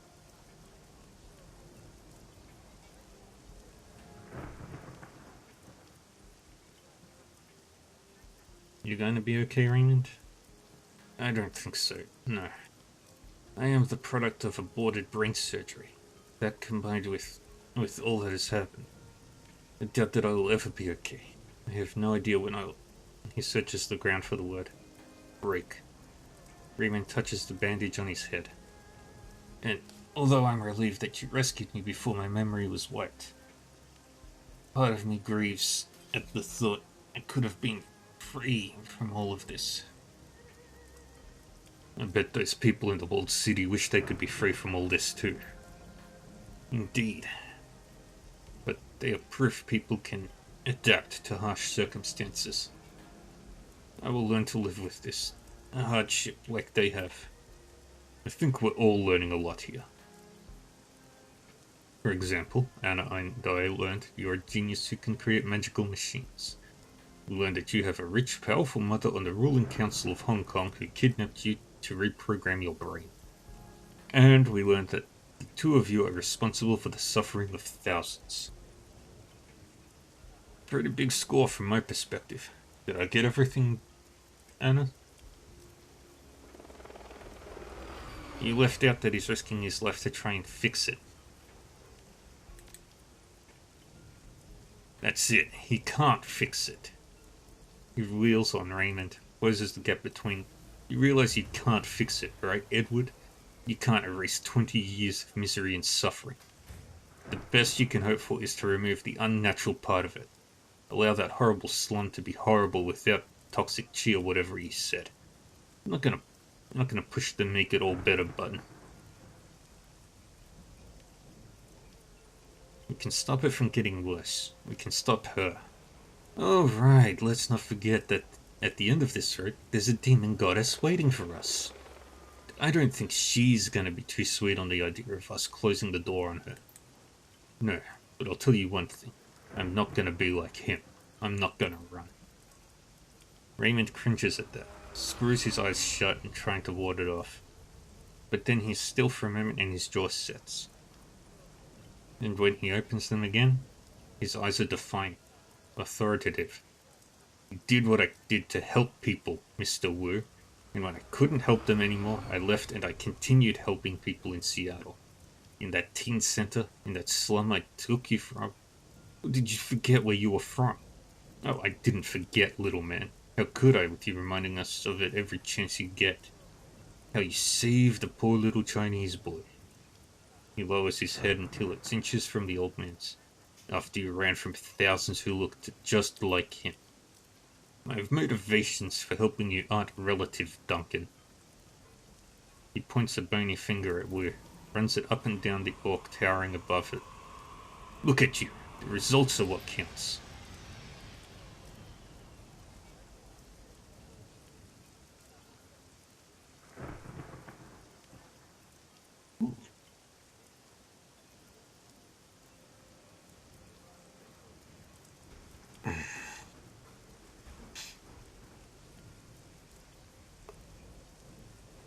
Wu doesn't pull back.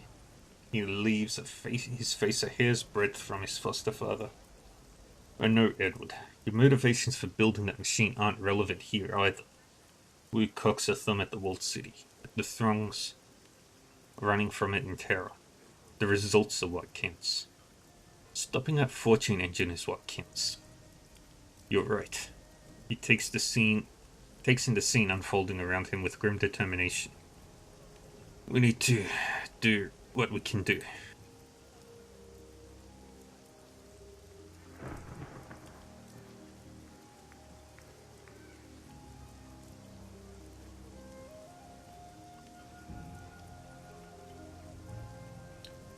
Not me.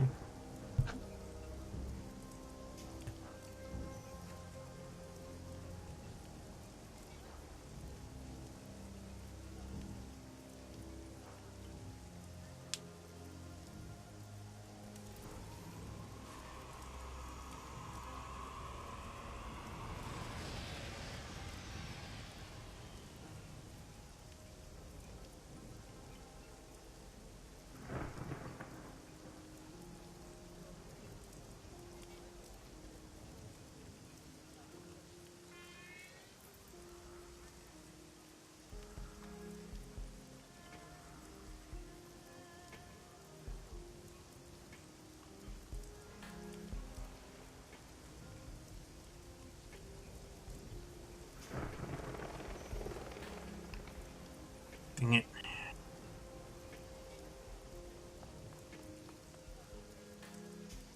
Five people, all reeking of triad, huddled together next to your crew, muttering among themselves and pointing at the towering slum.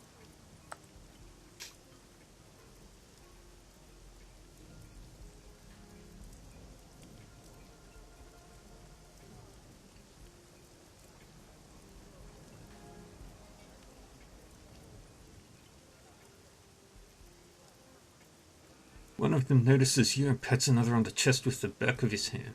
It's the man who's been guarding the walled city entrance since you arrived in Healy. He acknowledges you, a look of doomed determination on his face. Mrs. Cheng sends her regards. She told us to keep an eye out for you.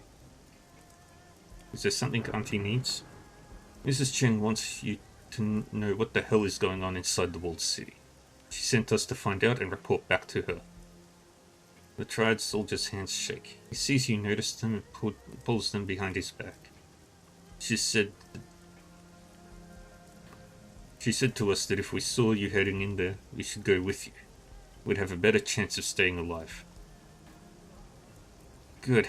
We need all the guns we can get. The soldier nods in appreciation. Just tell us what you need. This is our shot at distinguishing ourselves. Show Auntie that we have what it takes to rise in the organization. The soldier looks sidelong at his friends. It may be our best chance to provide for our families. The group of triads nod to each other in forlorn unity as they take in the panic around them. The storm, the flood of people, the towering tenement, and something else. A wave of something emanating from within. Do you feel that? Gobbet holds her stomach. Madness and Folly squeak their disapproval. It's like the walled city's bad breath or something. She groans. It's disgusting. I feel, I don't know, unclean just looking at the place. Like life has no value or something. Like there's just no point to anything. That's the toxic chi, and it is exactly the point. We need to get rid of it. Fix it at the source, if I can. Raymond stares at the walled city, taking it in for the first time. The breath hitches in his chest. The old man grits his teeth in grim determination. The fortune engine is located at the heart of the walled city. That's where I need to go. I'll drop a marker in the center of the walled city on everyone's PDA, Reaver. We should be able to weave our way through it to the machine. Raymond's the key to this whole thing. I want him protected. I'll put some body armor under his clothing. It'll stop a 45 at close range. We can also take advantage of the chaos. It may cover our approach in case someone is trying to stop us. Good idea. We should split up too. Keep Raymond back, out of harm's way. Look around, Gunsher. This whole place is in harm's way. It'll be safer if we split up. Reaver leads some of us to clear the way to the machine. Auntie's men can follow with the rest of us, escorting Raymond, once the way is secure. It's thin, but it's a plan. We improvise from there.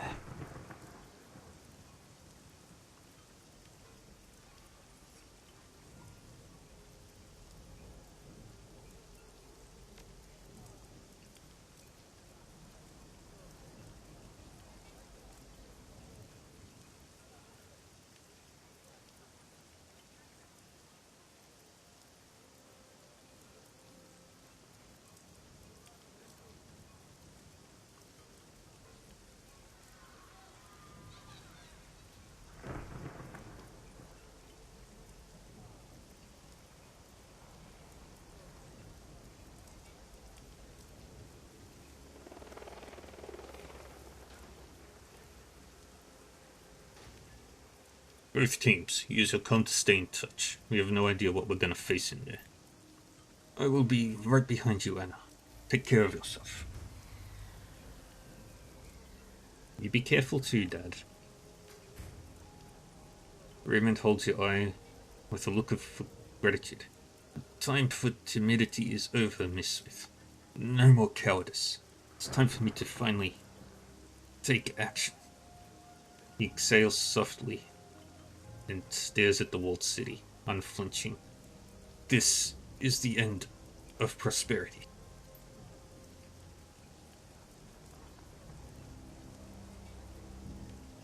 Alright, we're gonna take Gaichu. Take... Isabel has one of the best guns I've seen. And why not?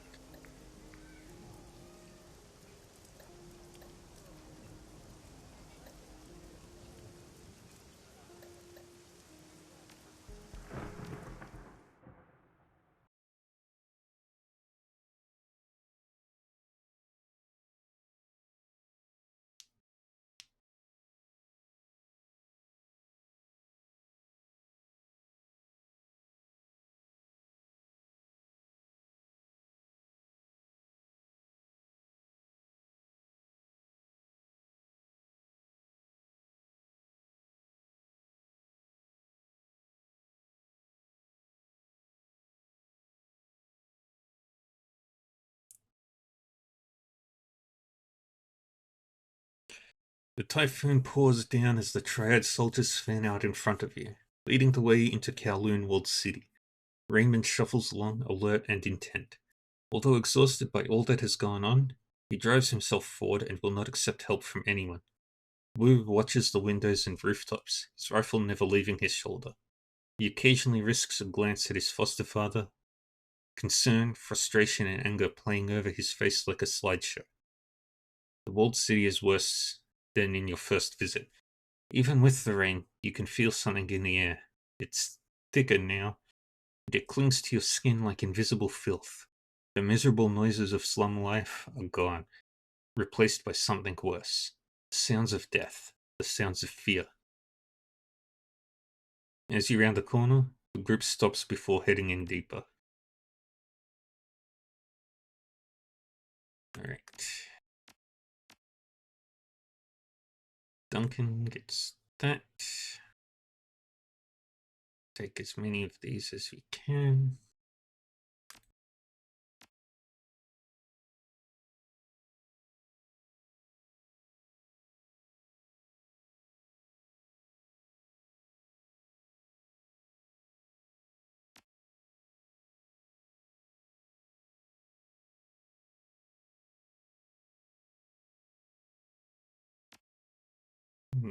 Off we go.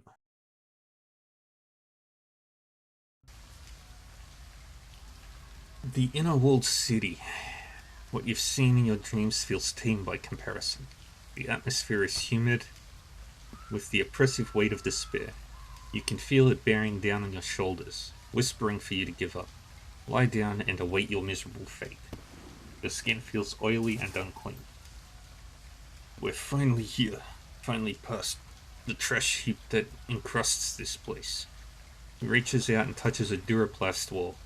The paint has long since chipped away, but what remains is enough to tell you that you're looking at the original exterior of Kowloon Walled City. It looks much sturdier than the ramshackle construction that has grown up around it. This is what Mother and I built. What was supposed to help people. All that we wanted was to help. Very poetic. Now let's move. I'm done with the talking. I don't want to spend a second longer in this place than I have to.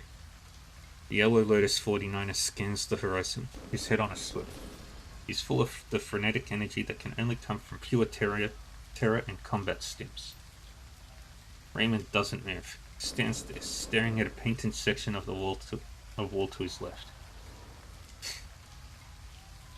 Tracing his gaze, you can see what he's looking at. It's faint, but it's there. The faded stamp of the Sangner Mechanical Services logo. Even this is a nightmare now, decrepit and rotten and falling apart. He squeezes his eyes shut. It was supposed to be a good place, a safe place. Yeah, well, it isn't. And we all know whose fault that is, don't we? Her eyes flash daggers at your adoptive father. She wears her hate like a mask. He looks down on her, expressionless. Yes. And that is why I have to fix it. Anna, you need to clear me a path to the sarcophagus that surrounds the Fortune engine. It will be at the center of all of this. Please, please help me fix this. I can't do it by myself. That's the plan.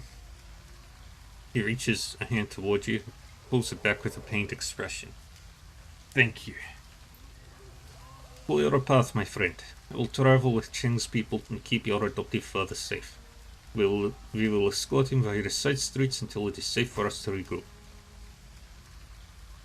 Good luck, Raptor. Do you as well. He smiles at Raymond, enthusiasm burning in his eyes. Come, Mr. Sang. Let us see this machine you have built. Get him there safe. We need him. He glances back at you. Come on, Reva. Let's go.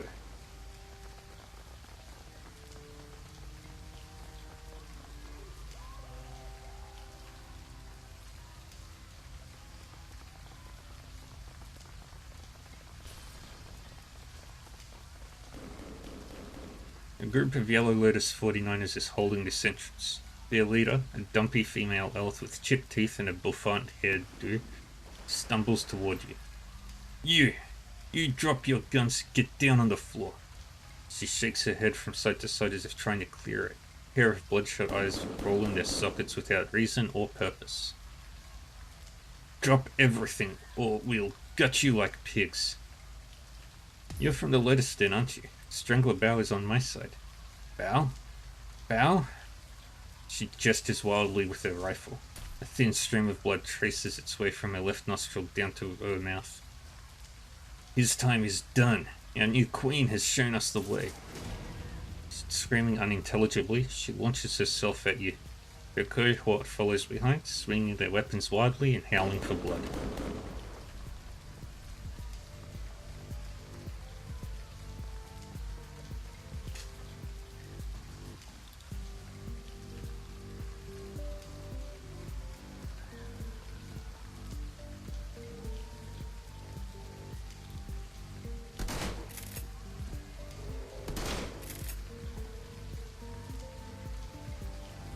And metal stance.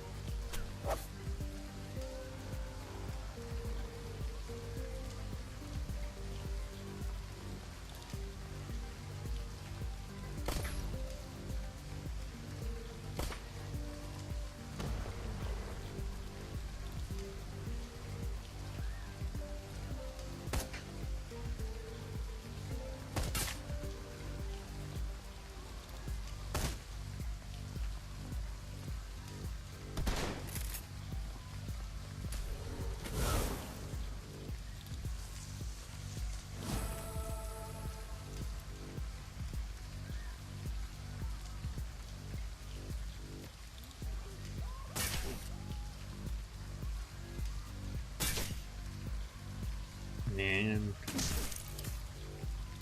there's that one.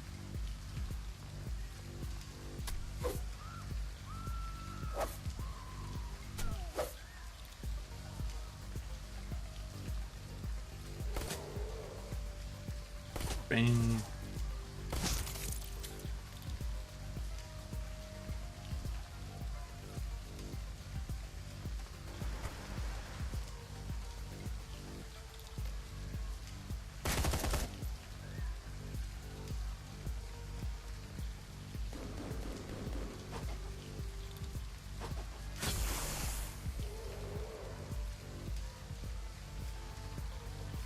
Alright, buddy. Take the soldier down.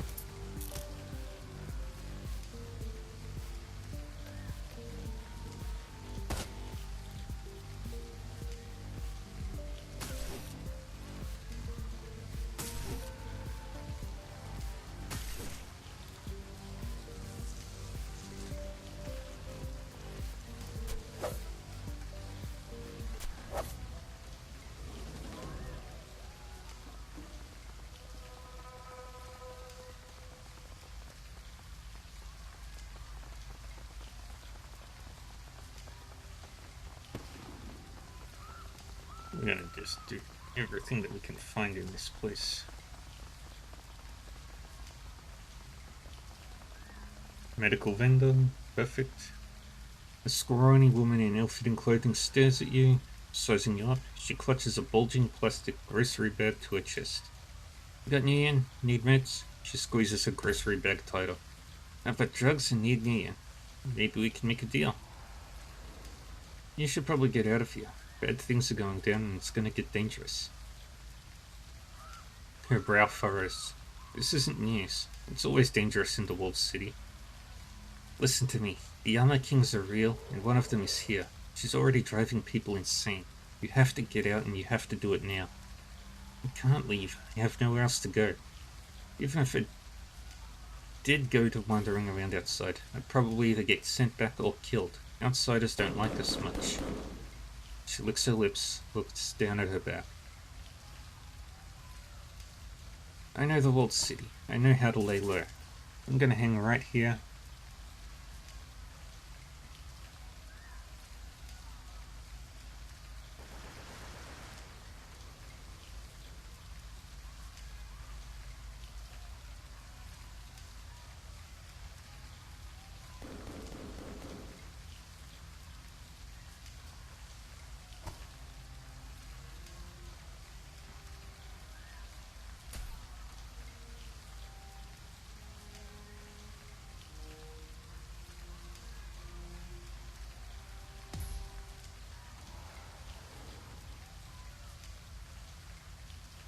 I'm gonna be...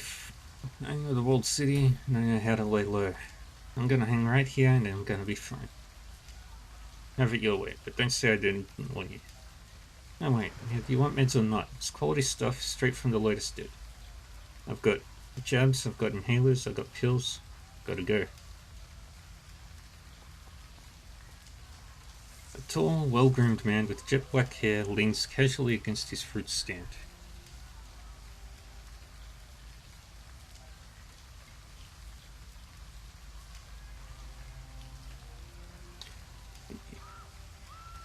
His hard features suggest that he hasn't smiled in a long time, but his demeanor isn't cold, only cautious. He appears less interested in watching his wares and more interested in watching people.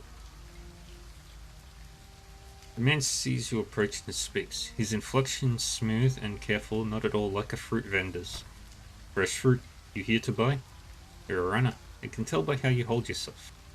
He studiously observes his surroundings before returning his gaze to you. Name's Yang, but people around here call me Steel Drake. I'm trying to stay on the down low, so I'd appreciate it if you keep your voice down. Let's not make our backgrounds public knowledge, alright? Why lay low? I just pulled a job and I'm still under some heat. About to clean the new yen and fence some of the gear I nabbed. Old City is the best way to do that and stay out of sight.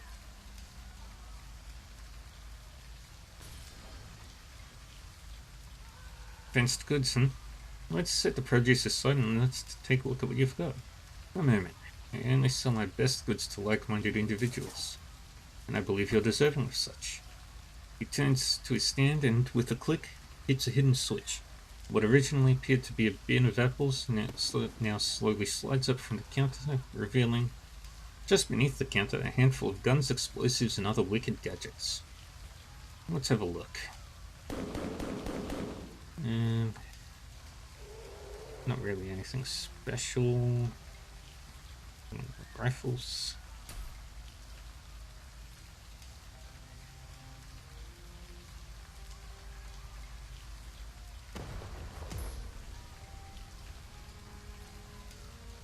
Yeah, no.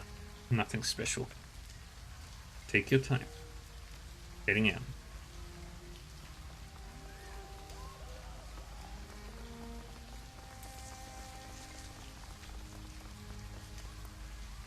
A lithe orc with a prominent jaw stands here, growling.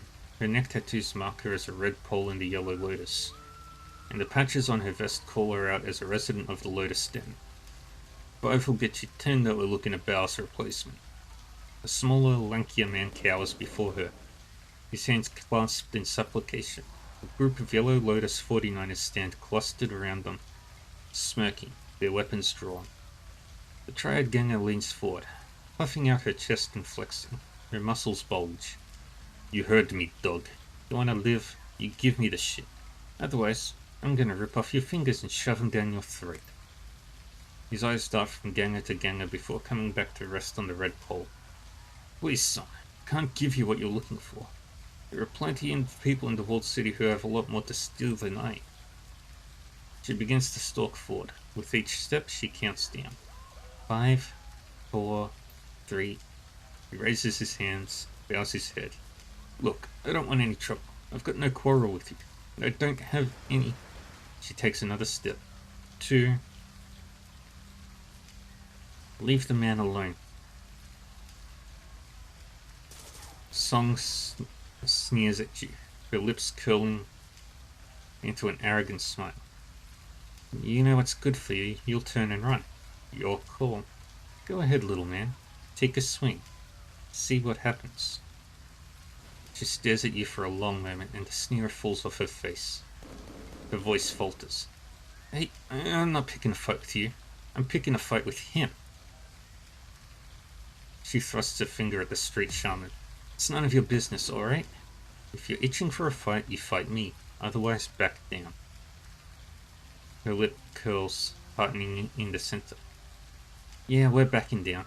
Now. But you watch your back, woman. Good call.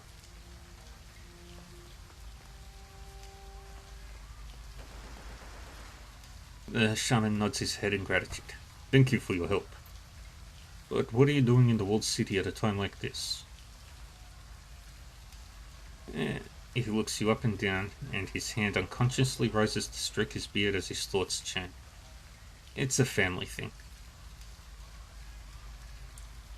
Enough about me. What's your name? I'm sorry, but now isn't the time for us to be sharing personal details. Wait, I know you. I've seen your name on bounties posted around Shadowrun. You're Demelanta, right? His back stiffens at your comment. He looks anxious, and he sweeps his hand over his short, dark hair. I didn't realize word of my bounty was so easy to stumble across. Bad news for me. I'm in a pinch. He shakes his head. No, more like a vice. I've made it my mission to bring down the corpse. But with this bounty on my head, it's getting harder and harder to dodge the people who want to cash me in. That's why I'm here in this shithole of a city. The corporations have to pay for what they've done. He searches your face, his eyes pleading. Please, don't turn me in. As far as I'm concerned, we've never met. You can see his whole body relax as relief floods through him. He musters a tired smile. Thanks, stranger. Bye.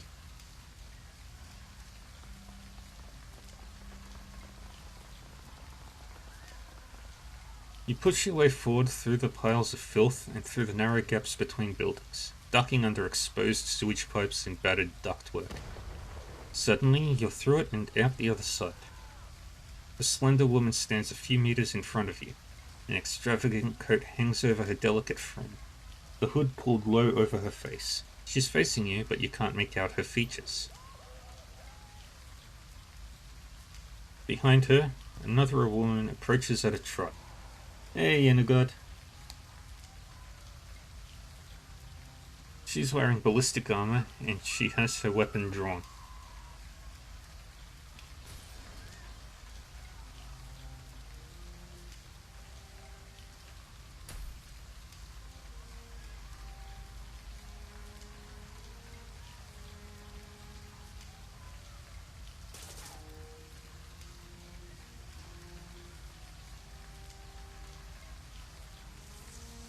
The insignia that's been emblazoned onto her shoulder pad is familiar to you. Sang. Hey, you there! She shouts at the hooded figure, her voice full of self-important pomp. You heard us. Clear the area and do it now. The inner blocks are off-limits to non-Sang personnel. The hooded figure turns to face the approaching guard.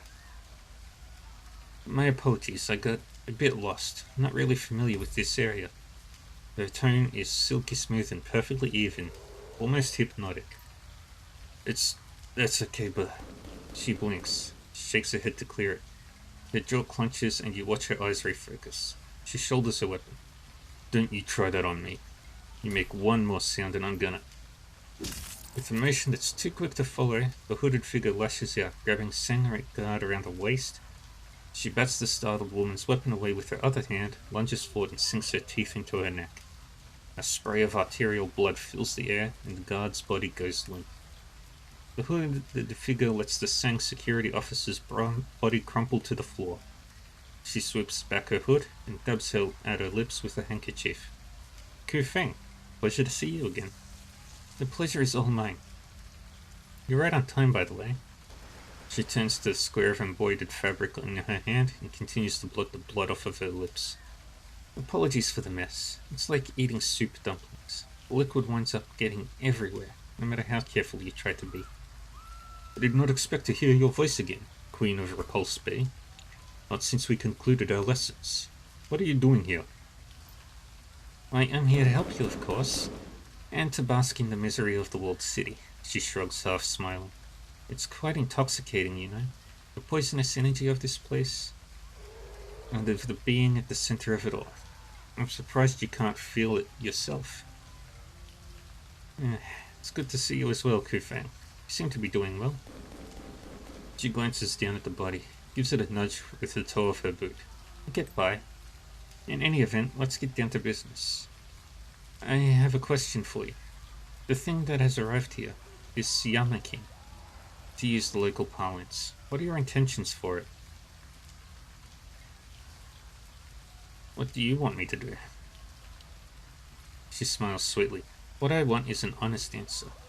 If I wanted to hear my own thoughts fed back to me, I'd ask one of my thralls. Goodness knows I have enough of them back at Richter Repulse Bay.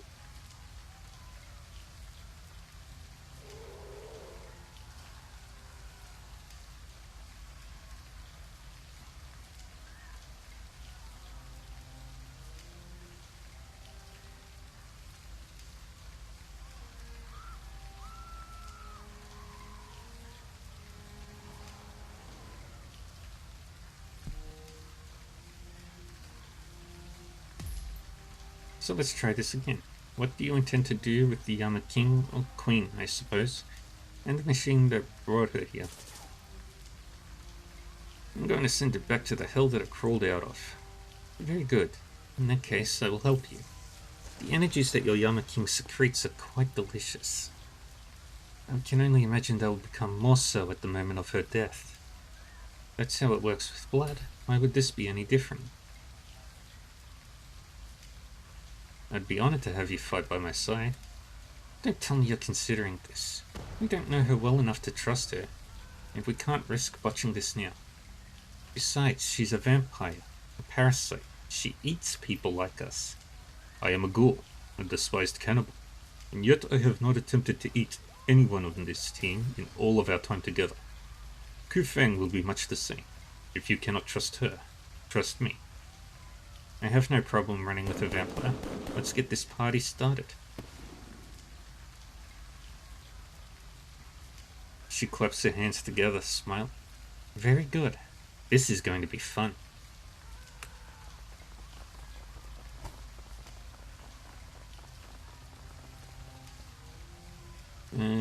Isabel, can you... So... Flip the switch, and it's done.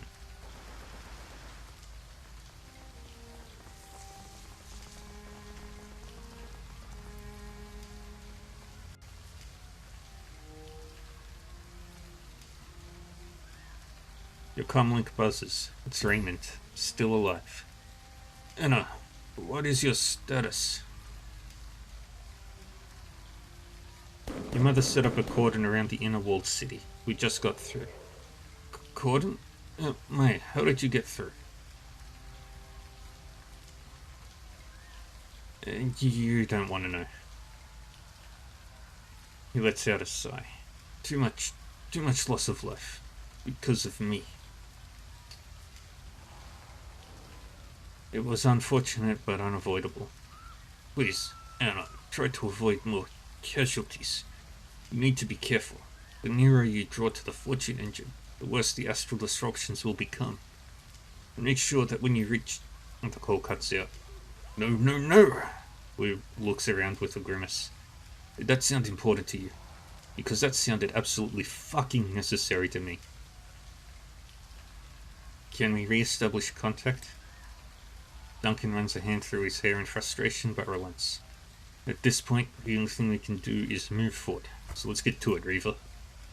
Walled City's mid-ring stands tall before you. It looks even worse than when you just trekked through a jumbled nightmare of crumbling buildings and exposed wires.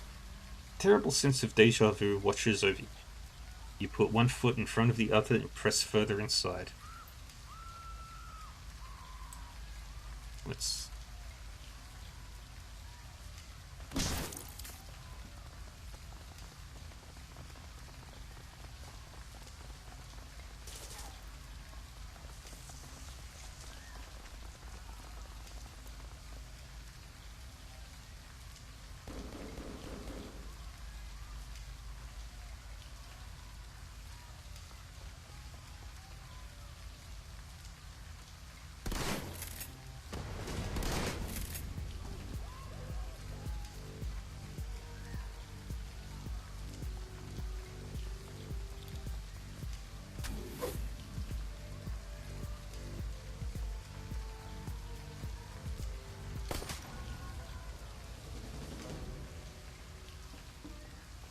That's that done.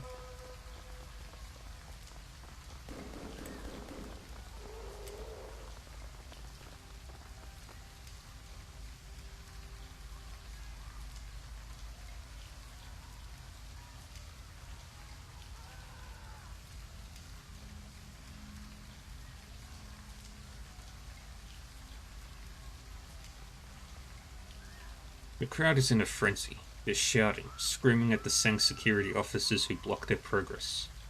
A dead body lies in a rapidly expanding pool of blood at their feet. The gloves are off. They've already killed a man. This is going to get ugly in a second. Ku Feng shoots you a backward glance. Sang security arrived here in force about an hour ago. They've been cordoning off the streets and pushing people out ever since. It looks like they're trying to take control of the inner walled city, but the desperate poor have them outnumbered 1,000 to 1. The inevitable massacre should begin any second now. The crowd surges forward and a burst of gunfire pushes them back. Back away! Back the fuck away! The muzzle of his weapon dips and weaves as he barks out orders. Those in the front of the crowd try to backpedal, only to run up against those surging forward from the back. I'm warning you, clear the area now. Please, this is our home. Our families are still inside. This is for your own good. We are here to protect you.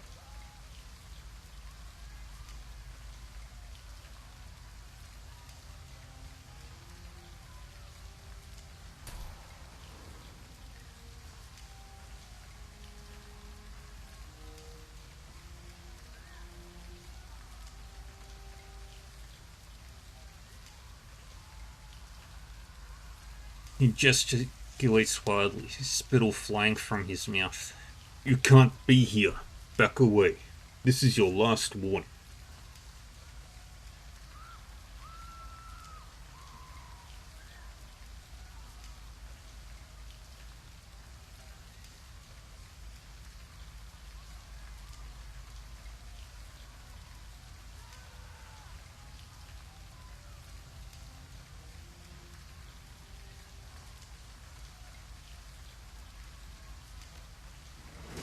As you raise your weapon, you see them ready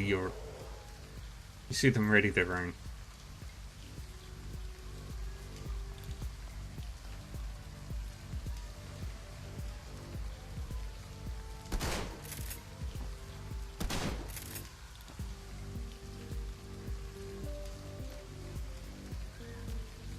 Little metal stance.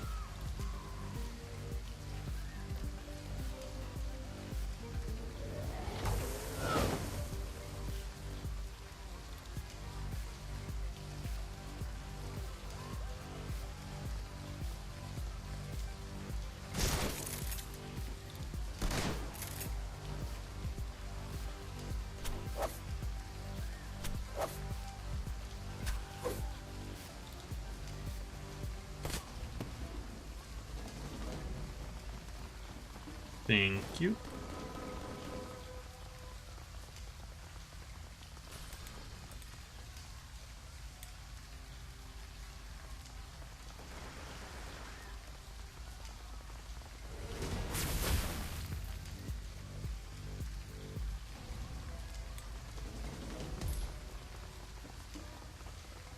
You hear the muffled sound of shouting coming from the west, multiple voices all calling out for something. You can't make out what they're saying, but they sound like they're in a panic. Great, another of those things. We went to where we're headed to. Not thrilled about the prospect of wading into a nest of those bastards. We've got to push forward. It's not like we have a choice.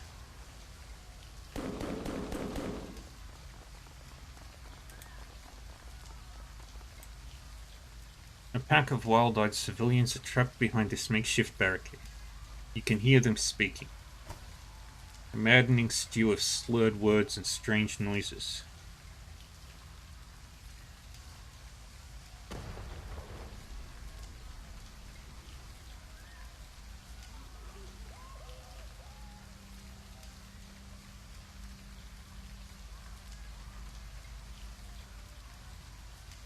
all mixed together into an unintelligible stew.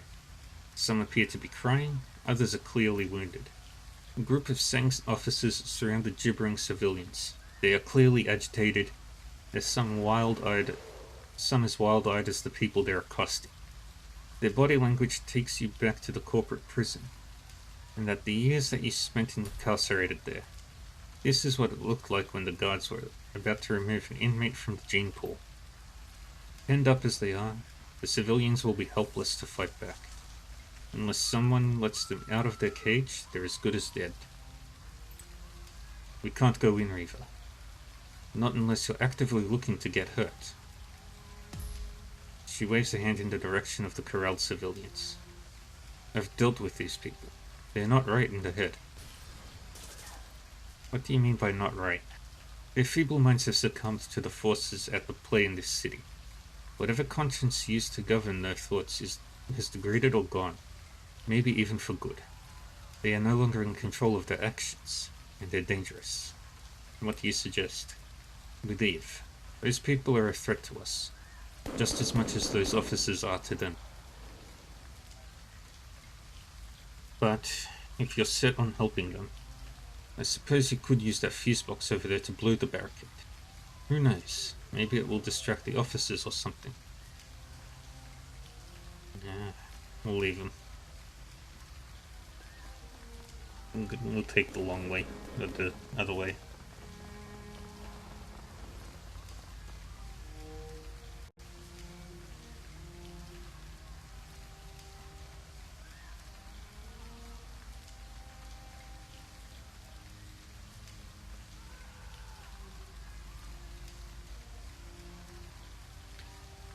You've been walking for what feels like hours, picking your way through the claustrophobic alleys of the inner walled city. Feels like you're traversing a war zone. Dead bodies litter the gutters. Some have been gutted by gunfire, others have suffered stranger and more terrible wounds. The rattle of distant automatic weapons fire rings in your ears, intermingling with faint screams of agony and terror. It gets better and better, doesn't it?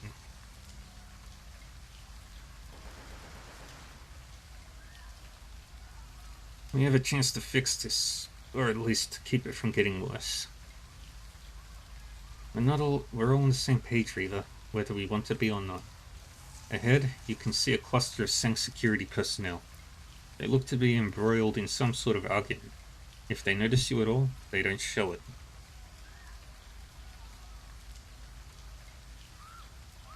Watch and wait.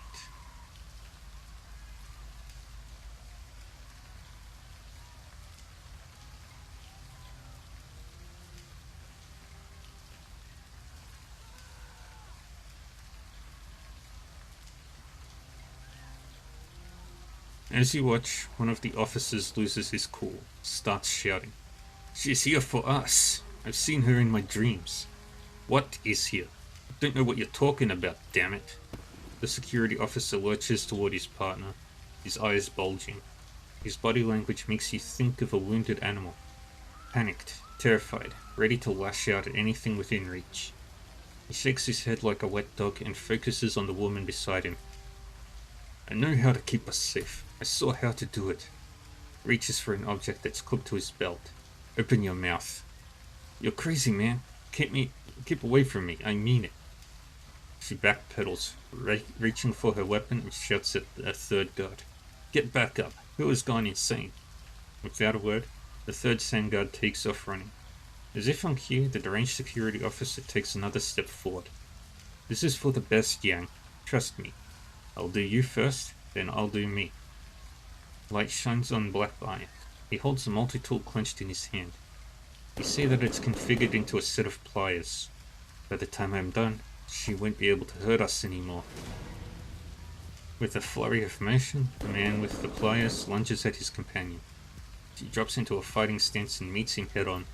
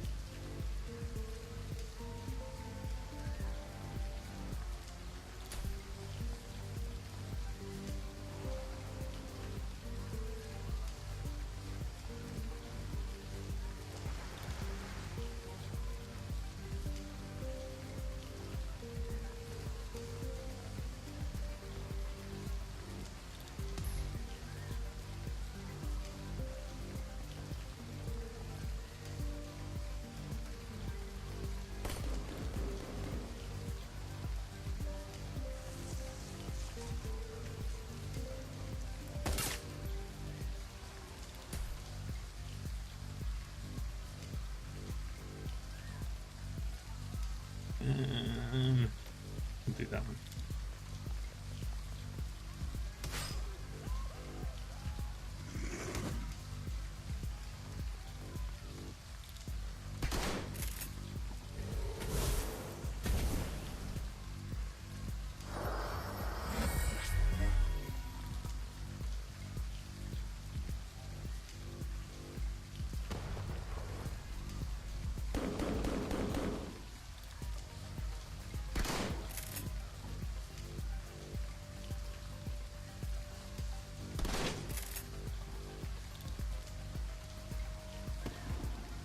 Metal stints.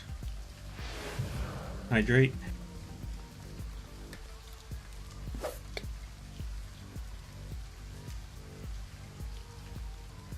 Thank you, really?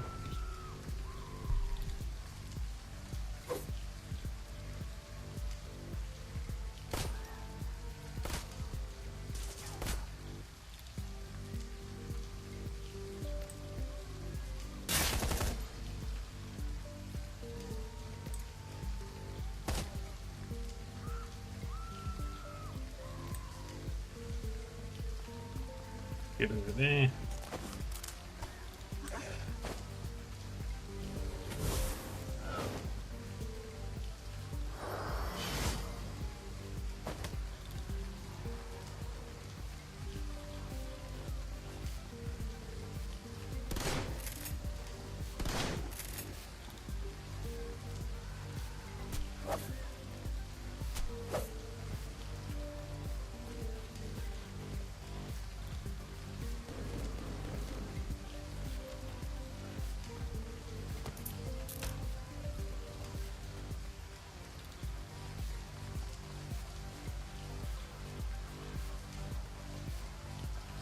Get over there.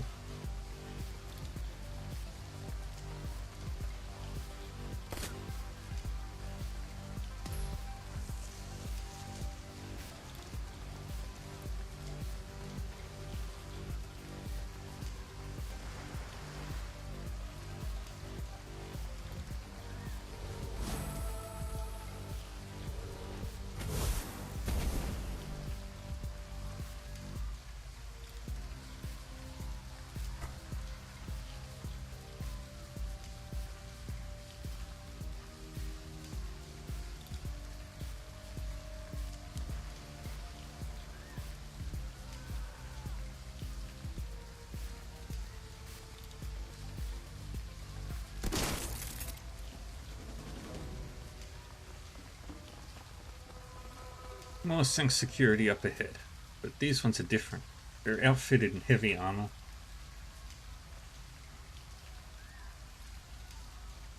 And it doesn't look like it worked, really.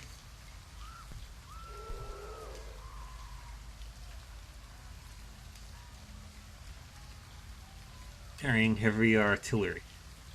They look just as addled as everyone else you've seen this deep in the slum. Though. They hold their weapons leveled at a doorway leading to the inner walled city. Isabel's voice comes out in a harsh whisper. More Sank troops. What are they? You hear a deafening crash from the direction of the walled city. The noise is followed by an alien piping sound unlike anything you've ever heard. At the sound of it, the Sank troops start screaming. Their faces have gone grey as ash. You catch a glimpse of something moving toward you. Something fast that seems to defy gravity as it runs. You have a split second to process this new information before the gunfire starts.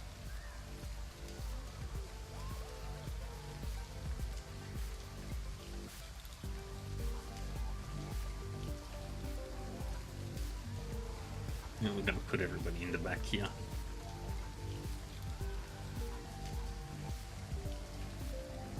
You sit right there.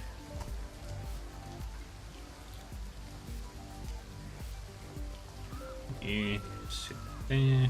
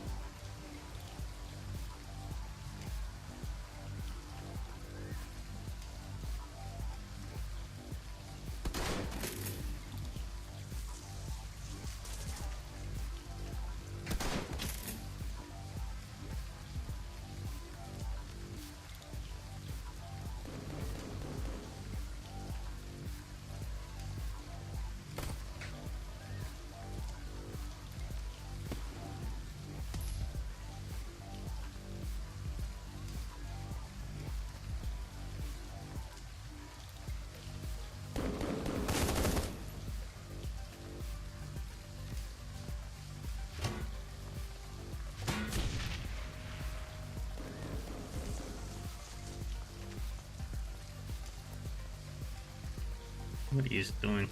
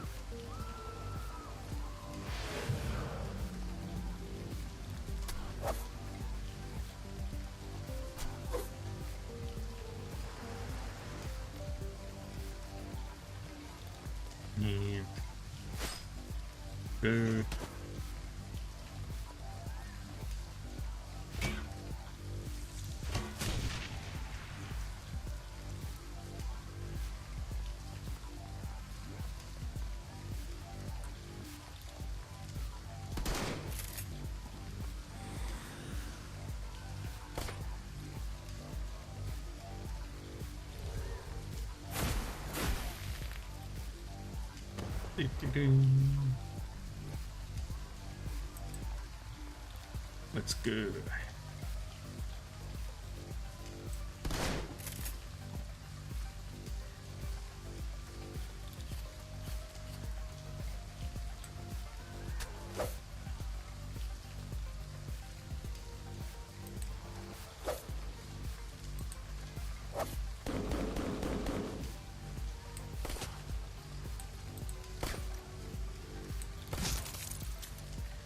There he goes.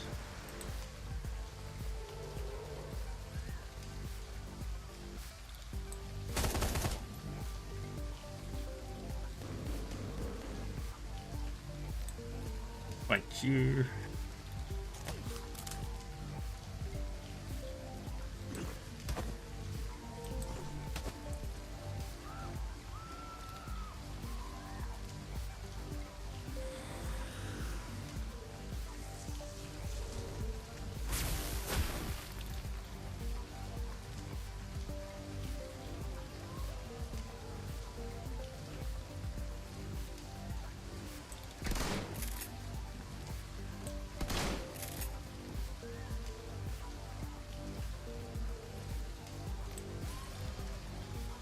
That's fine.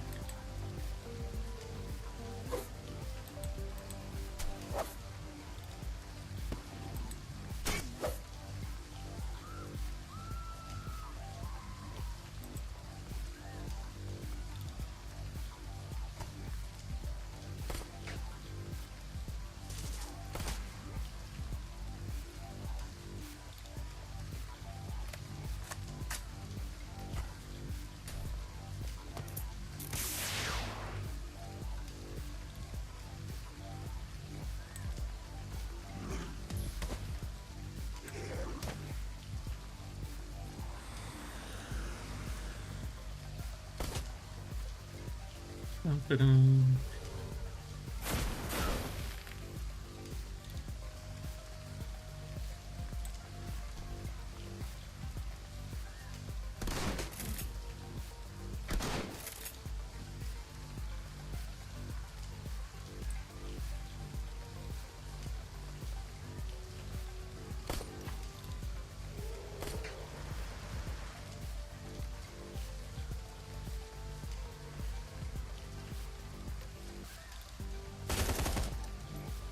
There we go.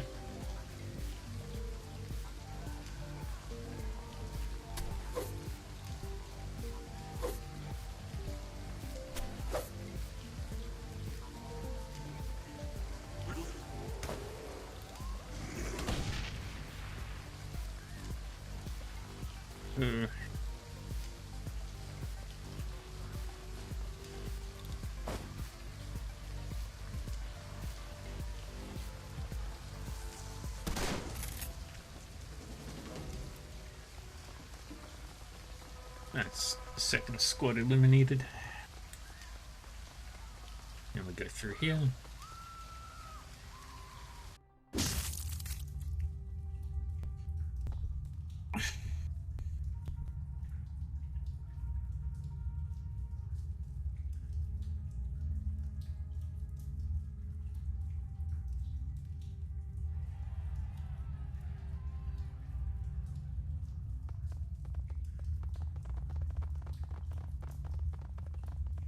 As you pass into the hallway, Kufeng brushes up alongside you.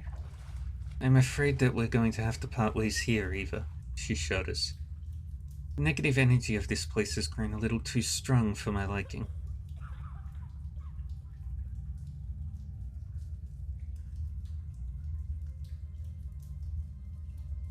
Uh, Come on, what happened to drinking the ichor of a Yamaking?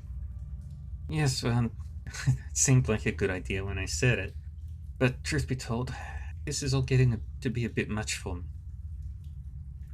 I really like it a lot better when I'm the only all-powerful monster queen in the building. Where's your sense of adventure? I'm sorry if my decision disappoints you, but at the end of the day, I don't really have a horse in this race. Why should I care if Chianya wants to rule a filthy slum? It's no skin off my back. I've got Repulse Bay to look after. In any case, this has been a most educational experience. Thank you for letting me be a part of it. She curtsies demurely. Goodbye, Shadowrunner, and good luck. Thank you, Kufeng.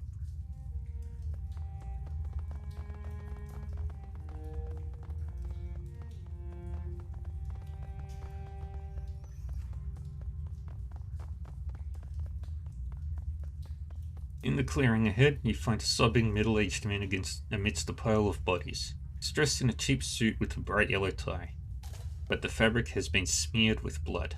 He takes notice of you and recoils. Leave me alone. Go away. As he tries to pull away, his mouth drops open. You can see that he's missing at least half of his teeth. Can't let them find me. Can't let them catch me. Have to hide them. From her. Slowly, methodically, he begins to claw at his own eyes. Can't get free. Can't get clean. When my eyes close, I see them there, twitching, shaking like broken things. He reaches for you with blood-stained fingers. Please, please help me. He's lost it. In shock, probably. Who are you? Josie. My name is Josie. Isabel jabs you with an elbow. I've heard of this guy. Josie is a human trafficker. People sell themselves to him to help their families. He's basically a glorified slave trader. Josie doubles over, sobbing and hugging himself.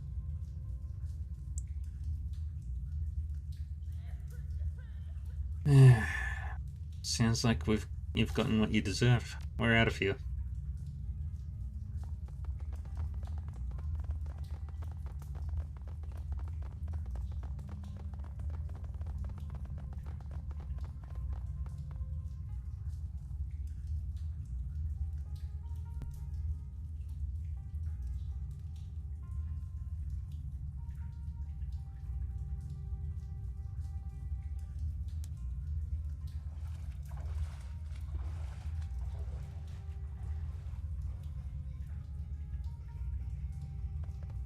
Alrighty. The sound of the typhoon hammering down outside is nearly drowned out by the noise of evacuees fleeing their ordeal. The air smells of fear and of bodily fluids, thrums with a bass note of expectation and doom. You pause for a moment in the eye of the hurricane. You head the cancerous core of the walled city and its concrete-encased fortune engine await. No word yet from Mr. Sang. Think he ran again? Raymond won't run again, Duncan. Good.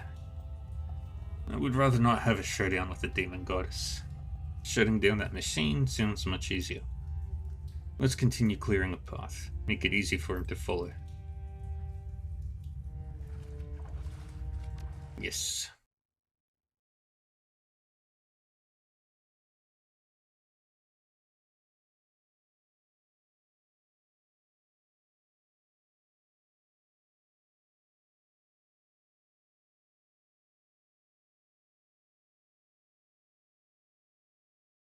The deafening rattle of machine gun fire fills the air behind you, and the metallic tang of blood cuts through the stench of garbage. You press forward, wading through block after block of insanity, chaos, and death. All around you, the walled city is descending into a churning cauldron of depravity and violence. The comms of no use. You've tried several times, but there's still no word from the B team. No sign of Raymond, or of kindly Cheng's triad soldiers. Finally, you reach the center of this hellhole, an industrial hatch with its door ajar. This is the place where Raymond Black built his infernal machine, the threshold across which Chianya, the queen with 1,000 teeth, clawed her way into this world.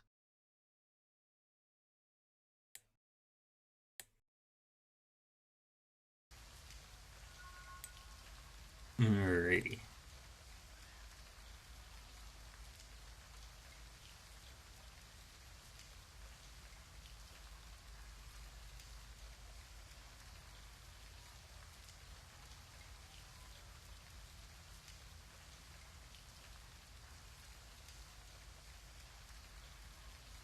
Dun, dun, dun, dun, dun, dun, doo, doo, doo, doo.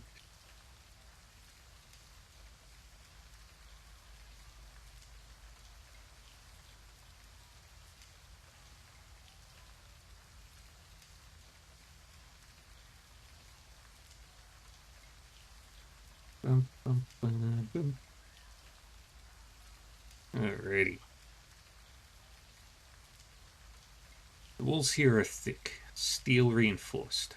Braids of thick cable run across the floor, and computer equipment, now hopelessly out of date, adorns every elevated surface. Something in the distance is calling to you. It's faint, but you can feel it. The bone-shaking thrum of an enormous machine. This is it. Prosperity. Just like in our dreams. He scans the room, scowling.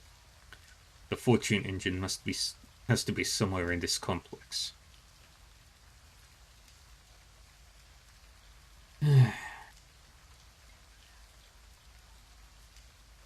Keep moving. The sooner we find this thing, the sooner we can get home. The machine lies ahead, yes, but so does our quarry. I can smell it. The stench of something from another place. He loosens his blade in its sire. The red lacquered scabbard shimmers eerily in the light. Let us advance and meet this Yamaking head on. I will paint the walls with her blood.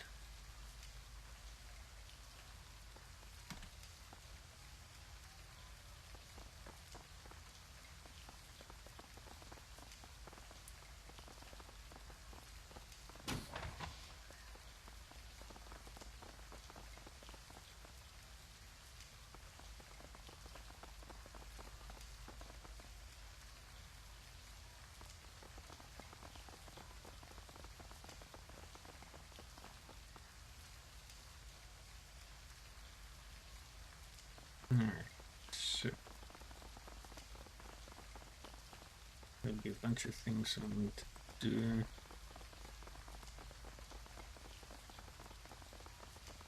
What's everybody's inventory situation like?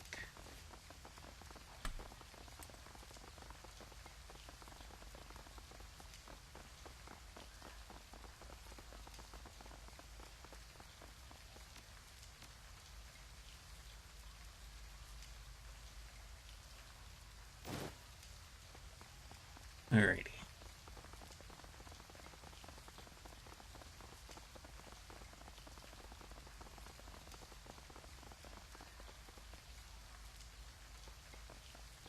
The door has been sealed. Looks like it's been shut for quite a while.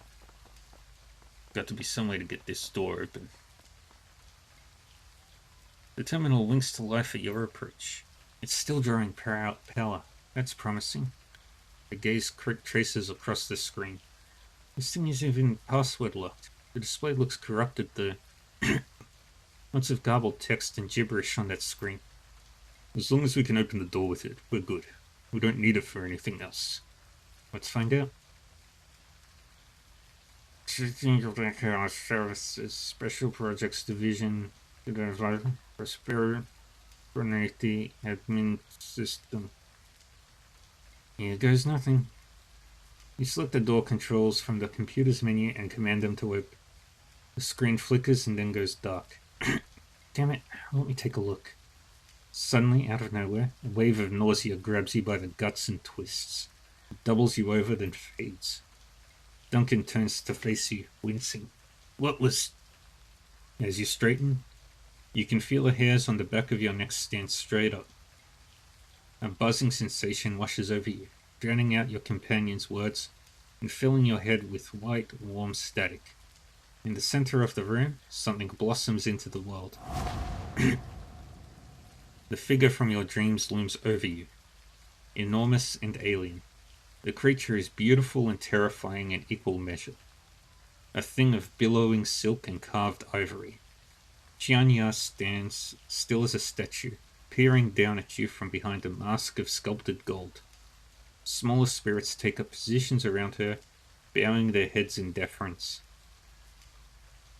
Duncan stares up at the enormous being, and the color drains from his cheeks.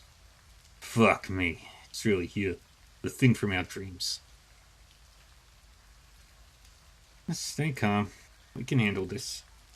Slowly, with a broad, languid motion, Gianya's body begins to shift. The crescent-shaped ivory horns that crown her head cut through the light as she moves, casting strange shadows on the wall behind her. You are here. The voice that pours from behind the thing's mask is indescribably beautiful. The tones are high and musical, and seem to hang in the air long after she finishes speaking. You have come to us. In the corners of the room, servitor creatures echo their queen's words, the garbled sounds piping through gaps in their enamel-lined carapaces. Come to us. We called to you across the breadth of space and time.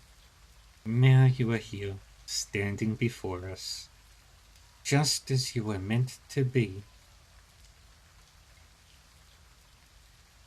You are not a god or a queen, Chianya. You're nothing but a glorified parasite. The thing begins to cackle. Its body shudders as the laughter peels out of it. The meat presumes to lecture us, spews its ignorance like a bile. Watch your tongue, slave thing, or we will twist it around our finger. Slave thing. The Yama King spreads its arms, its movements full of malevolent grace.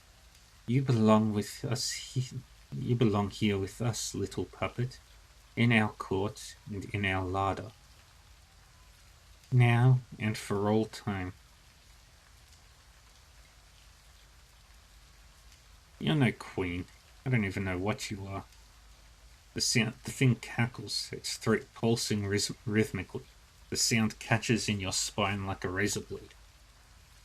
The slave thing presumes to speak to us as though it were our equal.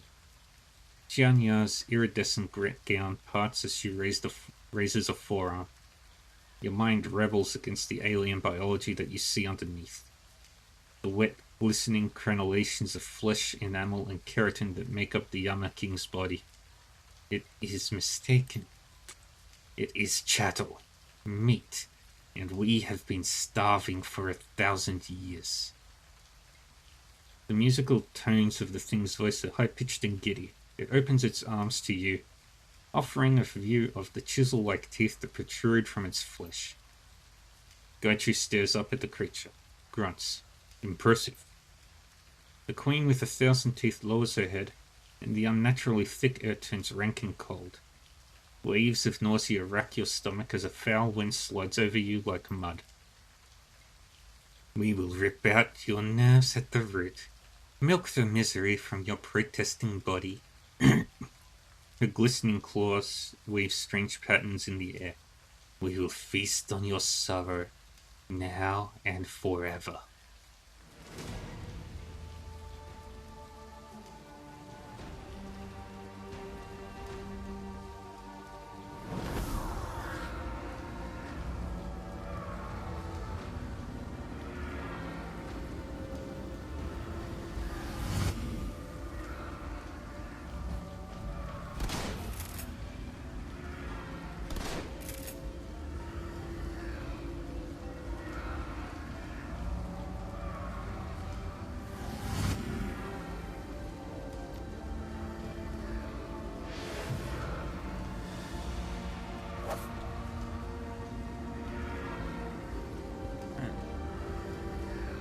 Isabel runs that way.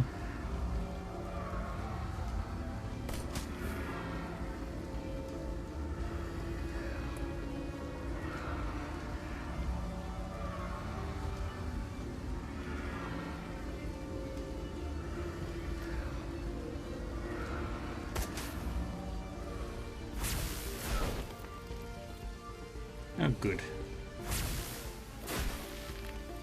That's good.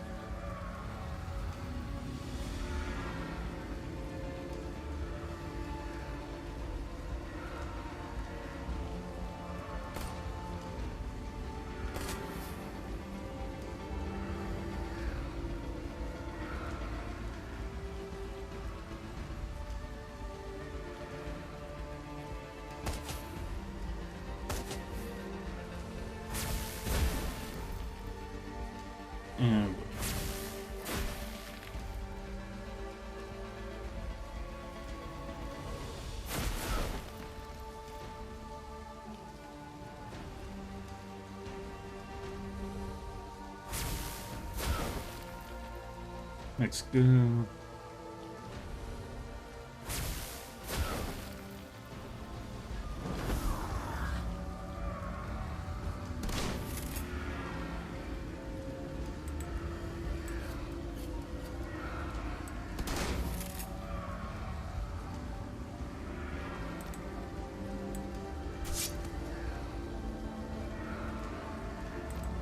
Switch to that stance.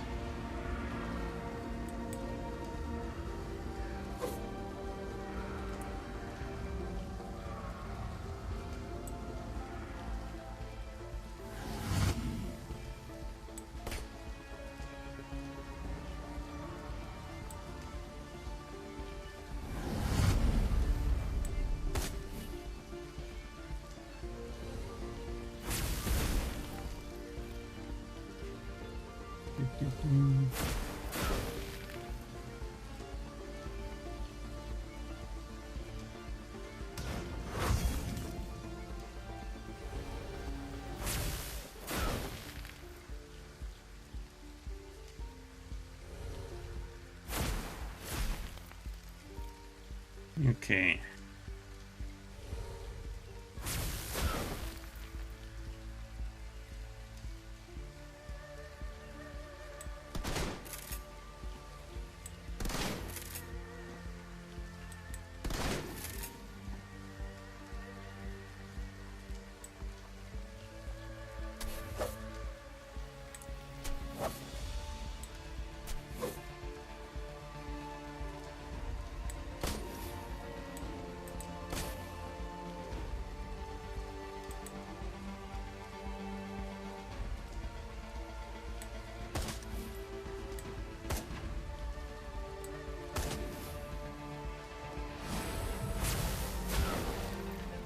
Bum, ba-dum, bum, bum.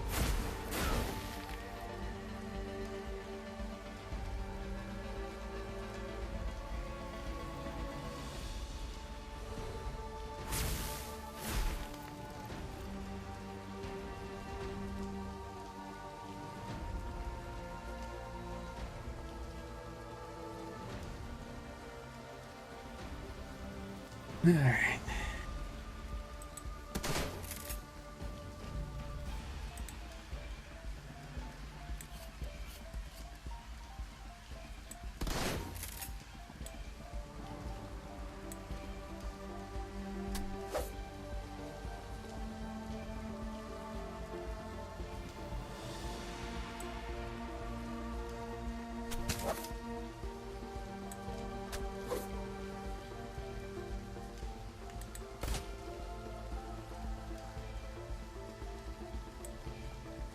And I shoot.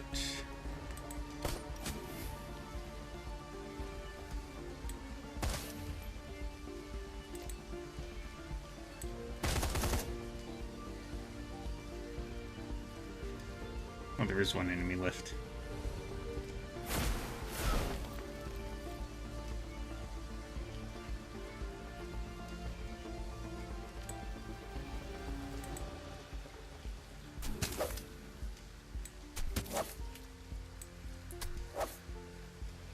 Nice.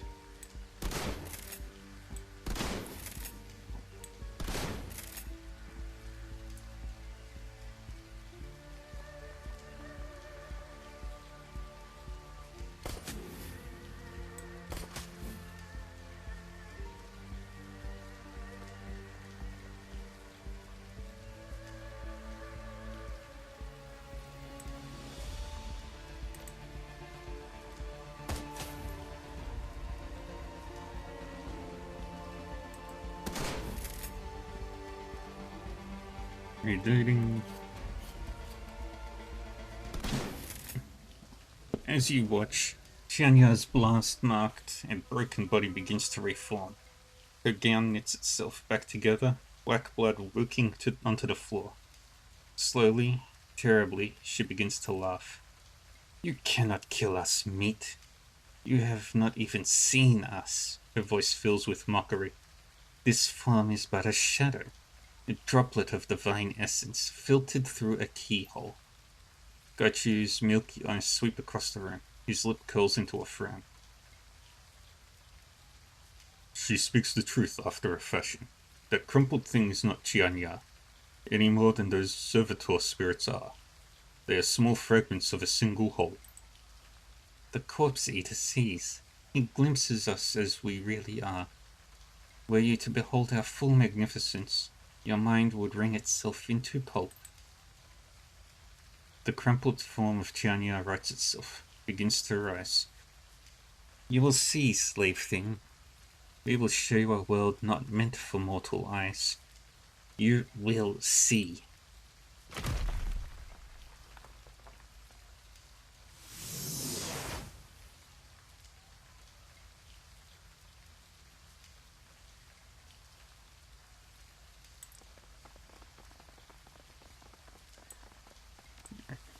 Let's just quickly heal up.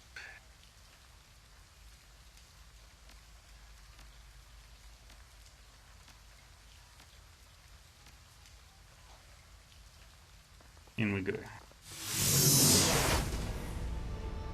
Welcome to our domain, meat.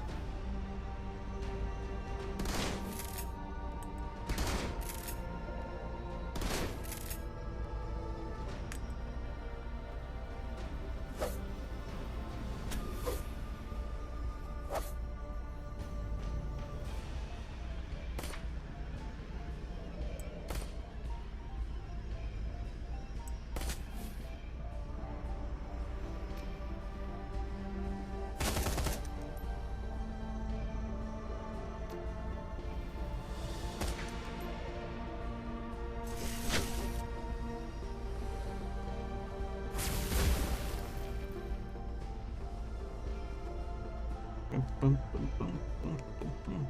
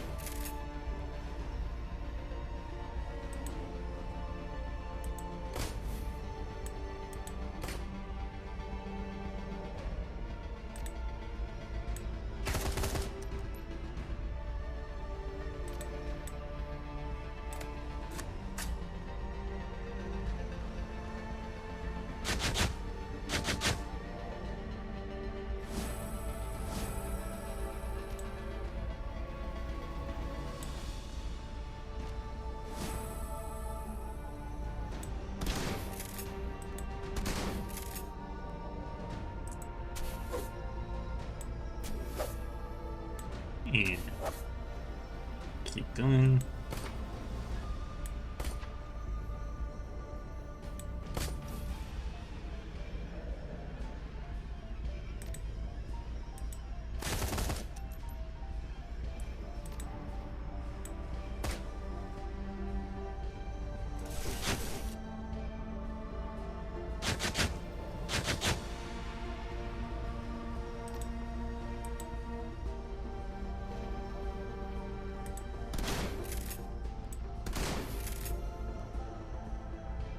And shoot. Posture check. As the Armor King's body crumples, a cackling sound fills the air.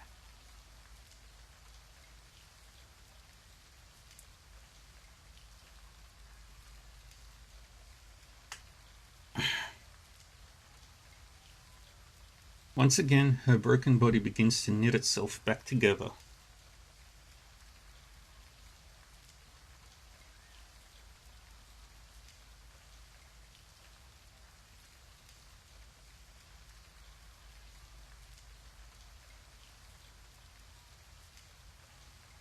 The flow of black ichor from her many wounds slows to a stop and reverses, the viscous fluid sneaking its way back up into the holes and ruptures that it poured from. Projections on top of projections. All aspects of our divine being, shed as easily as a lizard sheds its tail. Her voice is ripe with mockery. You cannot harm us, meat, but you have amused us.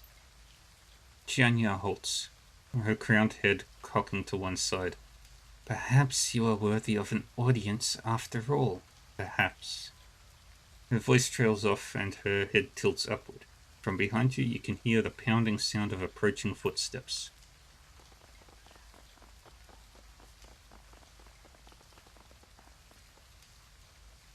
As she falls into position behind you, Goblet's jaw drops open. Raymond Black steps forward, a look of grim determination on his face. Oh, that isn't good. Her voice, she shrinks back as Chianya turns to face her. Her voice is full of awe and terror. That isn't good at all. I did this. I brought this creature here. He speaks in the grim tone of a man on his way to the gallows. His complexion has gone grey as ash. My fault. My responsibility. The Queen with 1,000 Teeth cackles with glee. It has returned to us, the Tunnel Builder, the architect of my ascendancy. Ascendancy.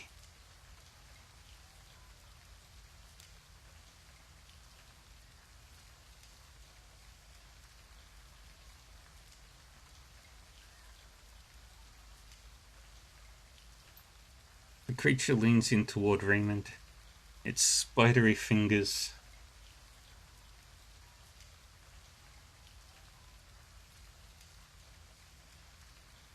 weaving hypnotically.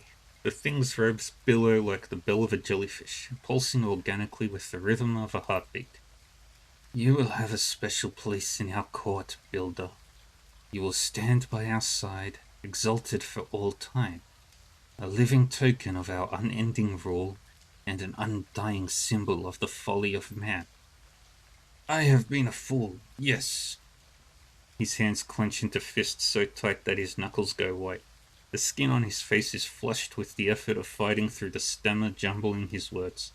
A great fool, but I will not be your slave. I will stop you.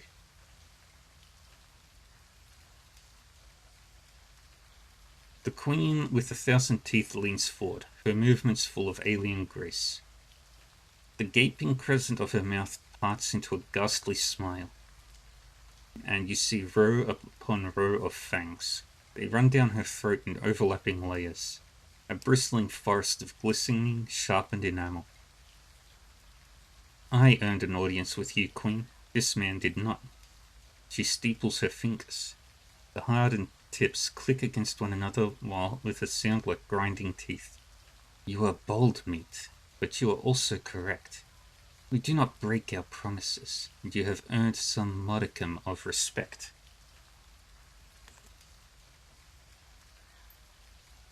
Jianya turns her full attention back to you, and the smile widens. You can feel it, deep in your gut. It tunnels into you like a lamprey, leaves you feeling empty and cold. In truth, you amuse us. Your persistence in the face of the inevitable is a pleasure to behold.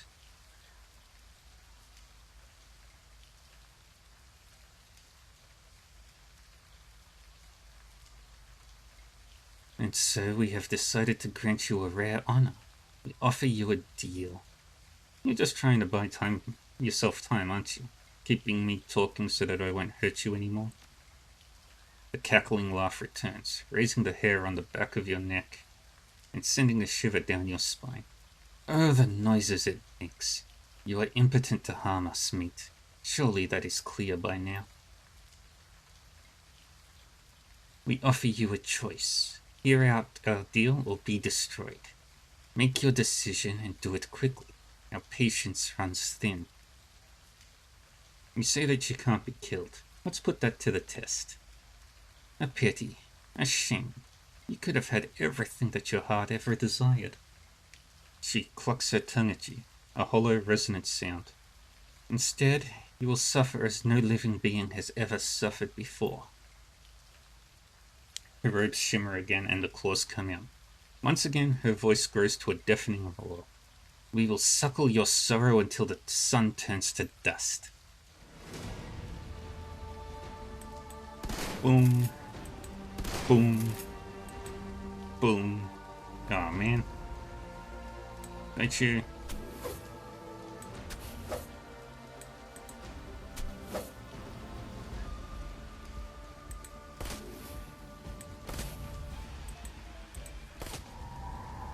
As you watch, the Yama King's broken carcass withers and dissipates.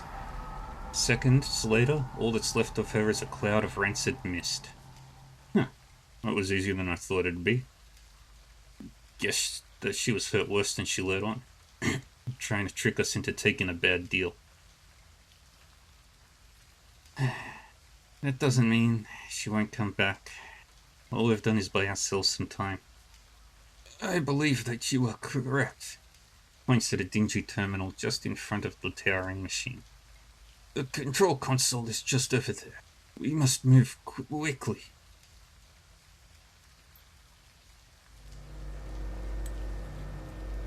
The Fortune engine itself stands before you, an enormous, malevolent presence that fills the test chamber ahead. Raymond pushes forward, leaning in to study the control console with a look of determination on his face. We'll close the rift. I just need... He bends over the terminal, frowning. His eyes dart from readout to readout.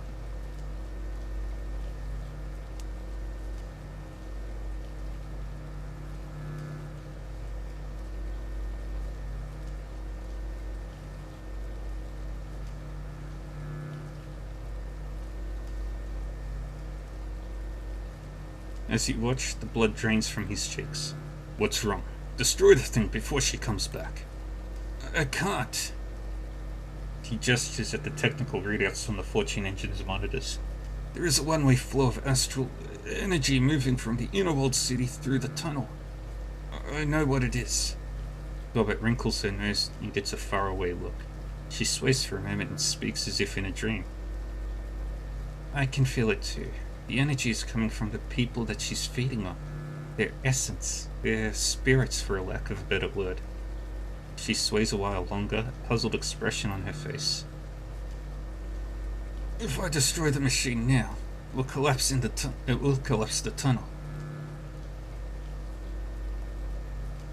All of those people will have the better part of their essence, what makes them who and what they are, trapped inside, with her, forever. Thousands of people, condemned to an eternity with that parasitic thing. Do we have another option? Raymond squeezes his eyes shut, works it through. Yes, someone could enter the tunnel, close the rift safely. The people would be saved, restored to life in the real world. And what happens to the person in the tunnel? He stays there, forever, with her. His shoulders sag. There's no way out. once the tunnel is closed. There is a long pause as the assembled group digests Raymond's words. Duncan nods to himself, his jaw clenched. Pushes forward. I'll do it. Just tell me what buttons to press. The old man stares at the controls, cold fear washed across his face. No, if anyone is to do this, it must be me. His voice strengthens and you can see the old fierceness rising from within. The iron will of your childhood. It will be me. Hang on a minute, Raymond. No, not Raymond. My name is Edward Sang, and I built this machine. I set this avalanche in motion, whether I meant to or not. It is my responsibility to stop it. He turns to you, a look of resignation on his face. This is what this is all about. What it's been about since the very beginning. Raymond, listen to me. You're too weak for this. Just tell me what to do. No. The Yama King could return at any moment. There is no time to teach you what to do in there. I must set things in motion. It must be me. He turns to you. Goodbye, Anna. He smiles sadly. Thank you for coming to Hong Kong. Thank you for coming when I called. Goodbye, Dad. The old man flips a lever and steps into the machine. There is a flash of light and Raymond Black is gone. Remember the day I took you and Duncan off the streets? I told you that the past is just a story. That if you can just accept that, your past loses all power over you. My past is a terrible story. I didn't expect it to end with redemption.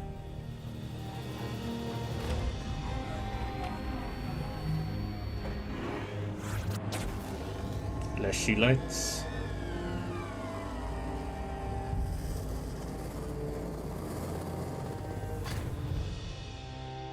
Sometimes the debts of the past can't be repaid. But we do what we can. I have done what I can to right my wrongs. And I accept the consequences.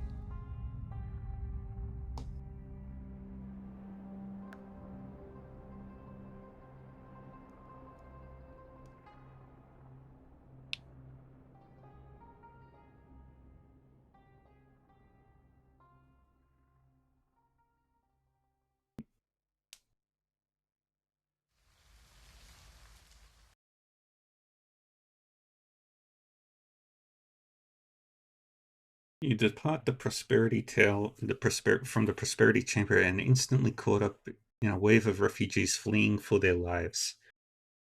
Struggling through the panicked wave of humanity, you are able to retrace your steps and eventually reach Halo. Although the typhoon has passed, the scene is wet and chaotic. The newly homeless crowd the streets, dazedly wandering, searching for missing loved ones and nursing injuries. Relief workers are already on the scene, providing blankets and medical aid. Rescue personnel carry the stunned and wounded to safety. The entire area has been cordoned off by the HKPF while knight errant officers and military peacekeeping force attempt to maintain order.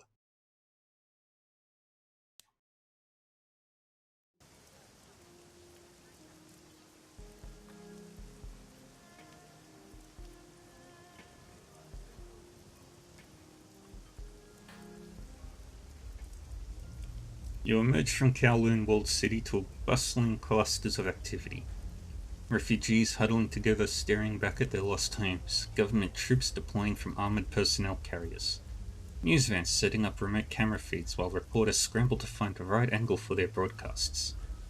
The air is electric with the threat of potential violence as panicked peacekeepers eye the growling crowd and the evacuating poor. Gobbett's eyes dart furtively as she turtles her head between her shoulders. This place is hot. Cops are swarming the place and that APB is still out on us. Let's take it easy, try and blend into the crowd. I want to have a look around. Not the best time for sightseeing either. The place is crawling with badgers. Isabel lifts her nose towards a reporter interviewing someone from inside the walled city. Looks like we get to see a show though. That reporter already has his hooks in someone, hoping for a soundbite. The reporter wears a look of earnest concern like a coat of cheap deodorant. And that is when you started running. Yeah, it was bad in there. Shooting, screaming. I was terrified. And what caused this, sir? Why are people flooding out of the walled city injured and disoriented? The man stares at the scene around him, bewildered. It's like everyone is sane. Some sort of chemical leak. A drug lab exploded or something. Caused mass hallucinations. The reporter turns to the camera and pretends to check his notes. And there you have it, Sonny. Our third report of mass hallucinations and violence caused by an explosion in an illegal drug lab. And while reports remain sketchy, it appears that street crime is again on the rise. He half turns and sweeps his arm over the scene. As you can see, it is still turmoil and confusion here as police and executive council peacekeepers respond to the emergency situation, attempting to maintain order. But in all this chaos, in the maze of poverty that is Kowloon Walled City, we may never know what really happened in there. And back to you in the studio, Sonny. The light on the news camera goes off and the reporter drops his facade. He ignores the bedraggled man beside him and begins packing up his equipment. After a moment, he sees you looking at him and turns to you with a scowl. What are you looking at?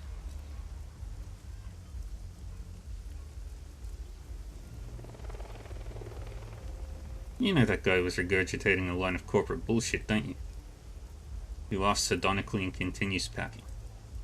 Everyone's regurgitating a line of corp crap, pal. They may not know it, but they are.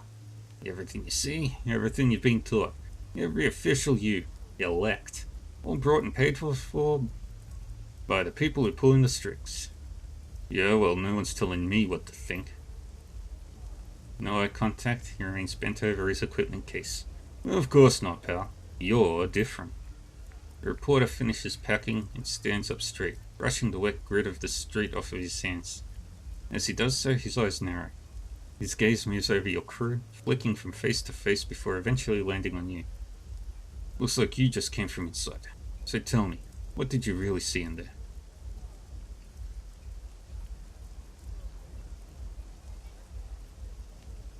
A mess that Josephine Sang never cleaned up. Why am I not surprised? No one even remembers that she built this hole in the first place. Not that it would matter. Jo Sang holds this town by the balls.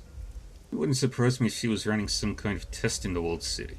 It's like their little petri dish. It wouldn't surprise me if the whole thing blew up in her face because of low safety standards either. They test food additives, body modifications, pharmaceuticals, whatever some junior executive can dream up. Nothing surprises me anymore. Doesn't it bother you? He blinks at you. Why would it? That's just the way it works. Think I give a shit about journalism? You think anyone does anymore? Everyone on this island knows that my news service is just a mouthpiece for the executive council. Hell, if you look close enough, you probably find that it is owned by a member of the executive council. People buy what we feed them because the world is changing, and it's scary. They feel small. They need scapegoats to blame and authority figures to tell them what to think. My news network gives them that. He points at the TRID screen mounted on the side of his news van. And there's a prime example of an authority figure. Jo Sang, rising star on the executive council. Just look at her spinning this to her own ends. Talking about the humanitarian relief efforts that she's mounting. You know, your comm chirps. It's kindly Chang. Go ahead and take your call. I'm gonna go before this scene turns into some kind of riot. It usually does. Hello, Auntie. Don't hello, Auntie me. Lost contact with the soldiers I sent into the walled city with you, and now these Sang arseholes and government trips are all over the place. Get over here and tell me what the hell happened. Right away, Auntie. Isabel tugs at your arm. Her eyelids are half-mast. I want to sleep. For about a year. I'm heading to the Kraken too, Anna. I could use some sack time too. I'll see you there. You better go talk to Auntie, Seattle.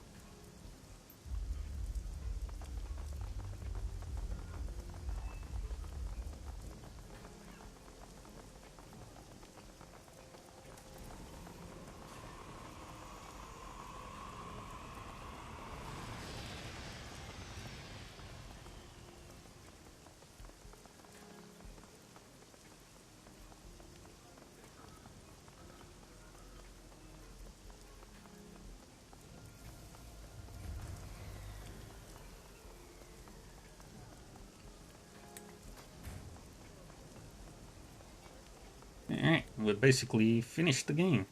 I've decided I'm not going to do the post-game. The commotion from the streets of Hiob leads into Kindly Cheng's mahjong parlor. Triad soldiers bustle to keep up with their boss's orders.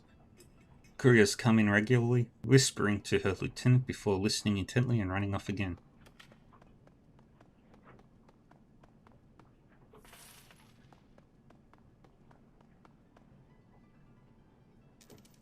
As you enter, Kindly Cheng is giving instructions to strangle a Bao who nods enthusiastically. She looks over at you and holds up a hand. Wait. And send Wang and Ho to snatch some of those medical supplies off of the relief trucks. With all the excitement, nobody's watching them at all. She nods to herself, grimacing in satisfaction. There'll be a big black market for them over the next few weeks. Good thinking, Mrs. Cheng. Bao lifts a finger to his ear to transmit the orders. When he sees you waiting, he inclines his head a quarter of an inch. Riva, I figured you were dead. Last I heard, my soldiers had found you and everyone was heading into the walled city. Then things got out of control. She takes a pull on her thin black cigar. Where are my people? What the hell happened? We got separated in the walled city. Found out later they were killed. Her eyes are hard little black buttons. Is that how you treat my resources?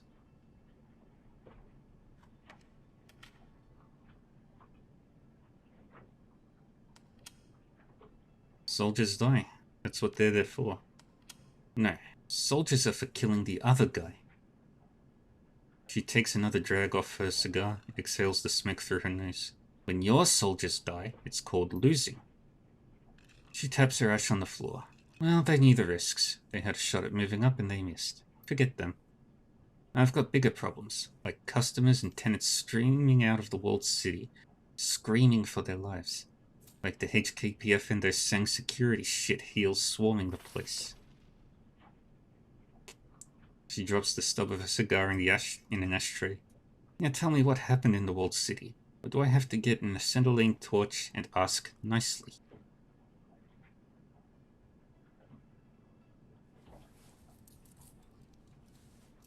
A new tenant tried to move in. Big, bad, terrifying kind from another dimension. Kindly Cheng's eyes get big at that. What kind? A Yama King. Qianya, the queen with 1,000 teeth. Never heard of her. She picks up her bottle of foul spirits and studies the label. Her rusty, mean voice drops low. But I know the Yama Kings. My grandmother used to try to scare me with stories about them. I guess that she thought she was teaching me something by scaring the shit out of me. She chuckles softly. I remember one Yama specifically. Fu Mang, the serpent of the setting sun. Oh yes, Fu Mang promised wealth and influence for those willing to do what was necessary to take it. Her voice turns wistful. The story of Fu Mang spoke to me. All he asked for in return were 44 hearts pulled from the chests of those closest to you, while they were still alive.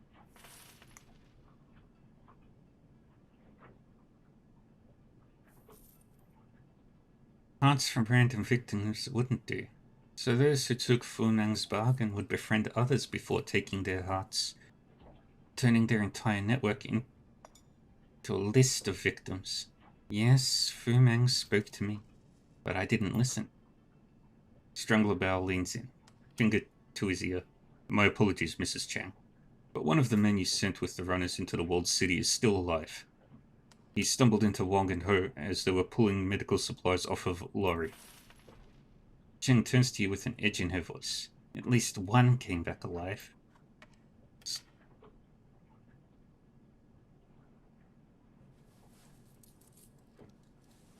Strangler Bao lowers his head, listens to his earpiece again.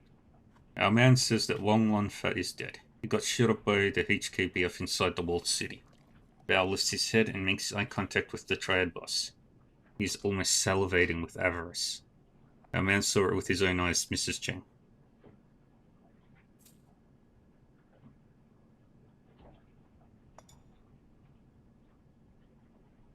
With his own eyes. Is that important? Oh yes, very important. It means that I have verification from a trusted man. One Long Fat was my superior in the Yellow Lotus, E438. Kindly Cheng's black button eyes sparkle with satisfaction born of malice. He was also a pig. Tell our friend Reva what that means, Mr. Bao. A wolfish smile spreads across her face, and her eyes squeeze into crescent moons of pleasure. And say it slow so I can savor it. The death of One Long Fat has opened a spot for you to move up, madam. You could be the next 438. Bao smiles. The effect is chilling. The gods help those who seize opportunities.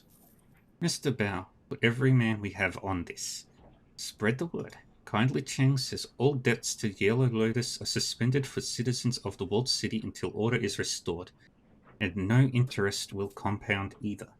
Tell them that I have medical supplies too, and there will be no charge for them until the crisis is over.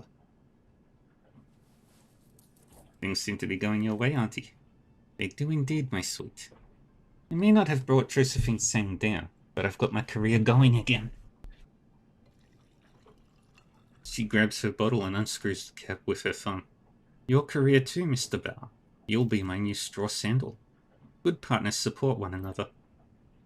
Bao lowers his head in respect. You have proven that, Mrs. Cheng. This calls for a drink. The soon-to-be 438 pours 2 shots, and the stink of kerosene stabs your nose like a switchblade. She hands a glass to Bao, touches it with her own, and holds it there. Your loyalty and clear-headedness have proven immensely valuable, Mr. Bao.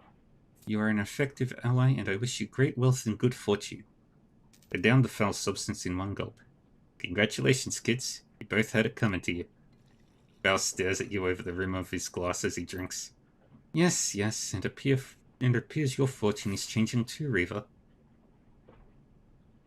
She pours herself another drink and leaves it sitting on the table. Remember, you have a mysterious benefactor, one who lifted the APB on you. I like mysterious benefactors. I'm sure you do, especially when they prevent police snipers from inserting a tunnel into your skull. It must be somebody powerful. I can't imagine it was Josephine Sang. After all, what would her motivation be? It's got to be someone else. One of Josephine's enemies on the Executive Council? I'll tap my network. Find out if I can. Kindly pulls out another thin black cigar. But that's for later. I am missing an entire piece of your story, my darling. What happened at Prosperity Tower? Did you rescue Raymond Black? Did his mother wipe his memory?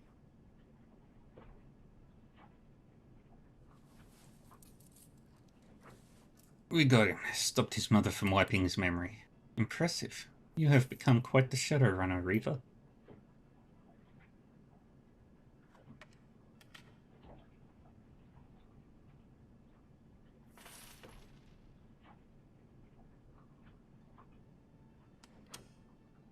She lights the cigar, a gleam of hunger in her shiny black eyes. While you were in the Prosperity Tower, did you find any incriminating data on Josephine Sang? Dirt.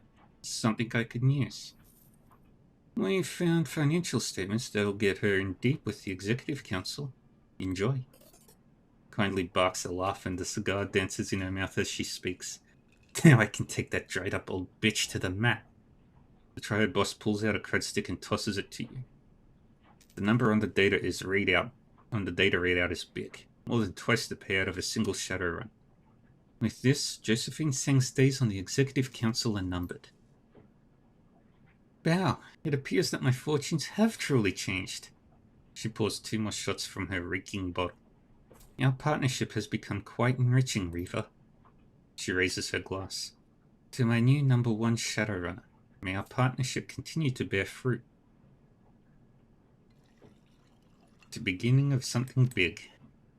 Kindly Chen watches you drink, smiling her serpentine smile. Then she downs her glass in one swallow and licks the rim. Now before I get back to business, I must know.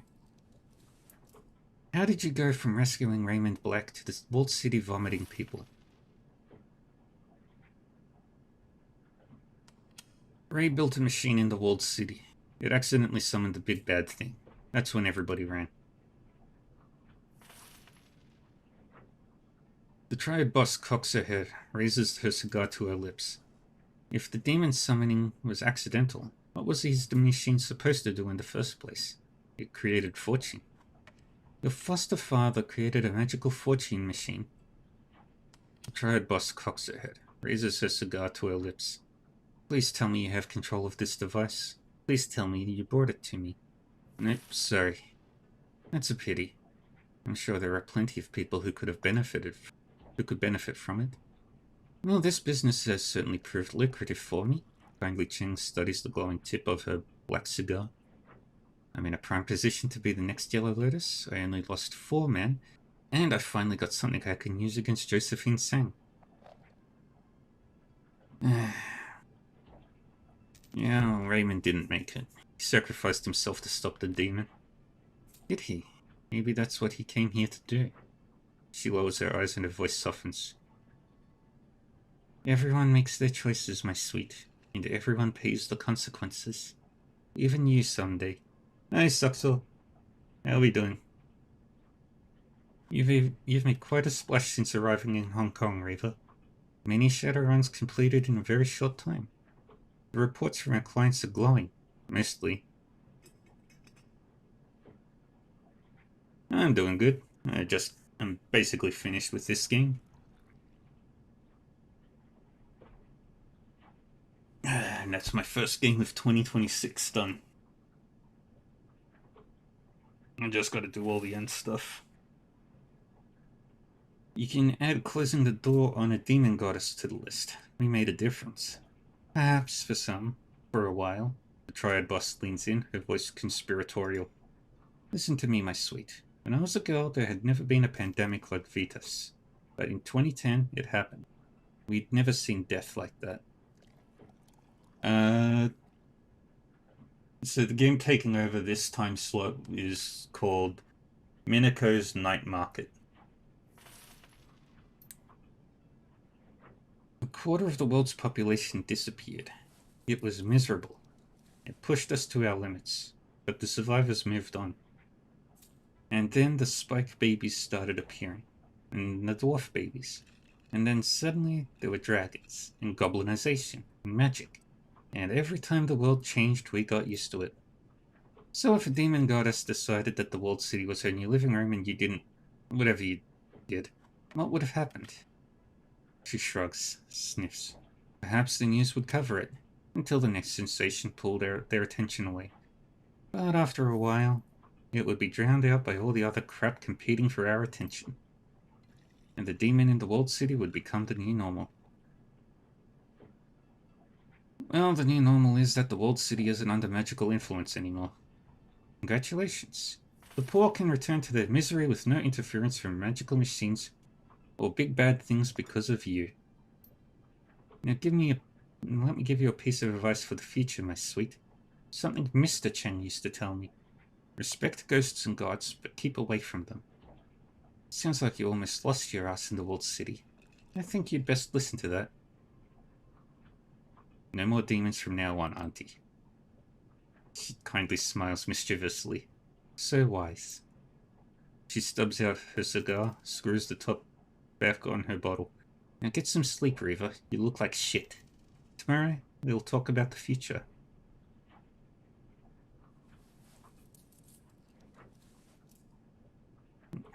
Last time you told me to go to bed, I woke up a Shadowrunner. What happens when I wake up tomorrow? We get to work, my darling. You heard Mr. Bao. She dips her finger into her empty glass, finds the last drop of liquor, and brings it to her mouth. The gods help those who seize opportunities. Kindly Cheng turns away, dismissing you with a wave. Bao, what's the status of those medical supplies? Alright, we'll just talk to everybody that we need to.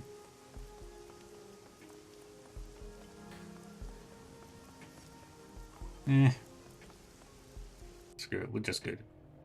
The scene on the Kraken is quiet, save for the sounds of eating. The crew is crowded around Goblet's electric hot plate. The cast iron pot simmers on top and they hold bowls of soup in their hands. You recognize the smell. chicken style soya broth, elbow macaroni, tinned ham, and a heaping scoop of egg flavored mycoprotein. The mood is somber. I thought you were all going to bed. Figured we'd hang out a while. No one could remember the last time we ate. She looks for her bowl at Duncan. Besides, no one could sleep anyway. She means me. I'm too fucked up to sleep. Trying to not think about Raymond. Wu takes an enormous gulp of soup, wipes his mouth with the back of his hand. They're just keeping me company, feeding me and pretending not to be tired. Talking a bit. What are you talking about? Isabel fishes a chunk of something out of her soup with her fingers, flicks it to the floor. We've been debriefing a bit. Yeah, talking about all that's gone on. Everything that we've been through together. She shuffles her feet a bit. Sorry about Raymond, Seattle. You too, Duncan. He was trying to do good with that machine. You two need to remember that. Wu drops his head. His words come out slowly, as if they were being forcibly extracted. I can't believe he did that. Gave himself to that demon. I think he did what he came to do. I guess we did too, Anna. We came to help Raymond. He got what he wanted. Isabel stares over her bowl at the wall of the trawler. Her voice is soft. Hard to believe that we defeated a god. Demon god. Gobbet stirs her soup with her finger. From another plane of existence. Hard to believe that Josephine Seng is going to remain untarnished by this whole thing. The little Decker's face hardens. 20 years of misery. 20 years of suffering. For tens of thousands. Hundreds, maybe. That's the way it is. That's the way the world works. The powerful play their games, and the little people pay the price. She'll see justice someday. She has to. Wu stares into his soup, squinting in concentration. But one thing doesn't add up for me. Why was Josephine Sang so intent on shutting us down? Why wouldn't she be? You saw what she was responsible for. No, think about it. The HKPF snipers, the plastic-faced man, all of the resources that she poured into capturing Raymond and hunting us down. I mean, she already covered her tracks with that illegal drugs lab explosion, right? So why not just let Ray do his thing, then cover it up afterward? It doesn't add up. It had to be the Fortune engine itself. Yeah, I think you're right. From everything Raymond said, the Chi was supposed to be cooling, turning toxic. But I felt something in that room, a flow of positive Chi that I didn't expect. Gobbet wrinkles her nose. She stares at the floor of the trawler for several seconds. Apparently lost in thought. I think that it was leaving the walled city. Bet that machine did something else, something that Raymond didn't know about. The little Decker stirs her soup, pondering. What if it was a siphon? What if Josephine Sang was stealing the cast-off positive Chi from the walled city, leeching it for her own benefit? Wu nods at Isabel, runs with her train of thought. She sealed up the Fortune engine, leached the good Chi for herself, and took Sang mechanical services from the miner company Ray's father built to the ball buster it is today. His jaw tightens. And that's how she got herself on the Executive Council of Hong Kong. And of course, this is all speculation. Can't prove any of it. But if Josephine was using positive Chi that the Fortune engine was casting off, she isn't getting it anymore. Your foster father saw to that. Gobbet taps her spoon against the rim of her bowl. Wonder what'll happen to her. Guess we'll have to wait and see. Gobbet finishes her soup, lets out a little belch, and pats her stomach satisfied. She tosses the bowl in the corner of madness and folly. So, Seattle, what now? Now? Bed. Good plan for everybody, but especially you, Anna. Wu winks at you. You look like shit. Get used to it.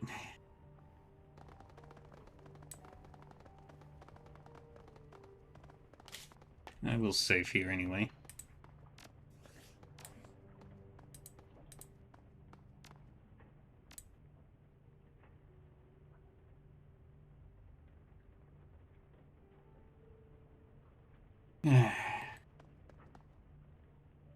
Your bunk on the trawler lies waiting, patient and seductive. It beckons with the promise of escape. You drop your head onto the pillow and haul the rough naval blanket over you. The Kraken rocks like a cradle, and moments later you are wrapped up in the comforting arms of sleep. There are no nightmares, only shadows.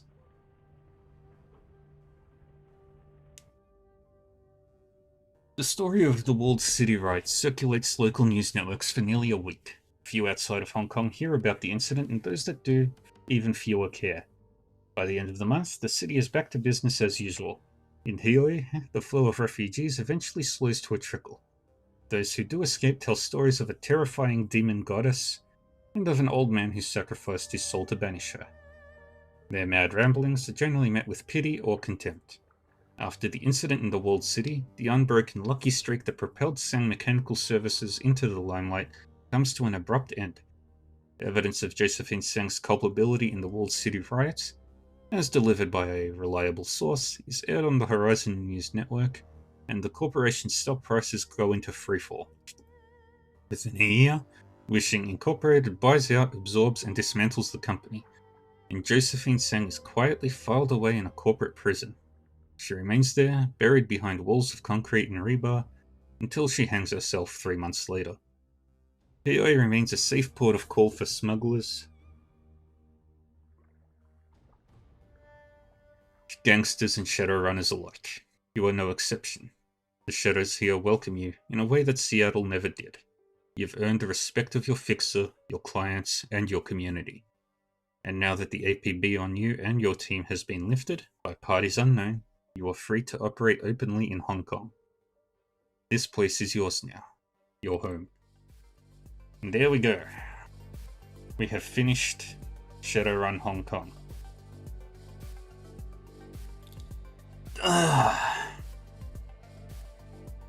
Which is fantastic news.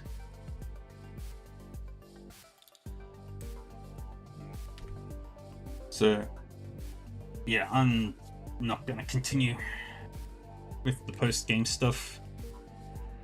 I'm going to stick with this, unless it's a Trails game.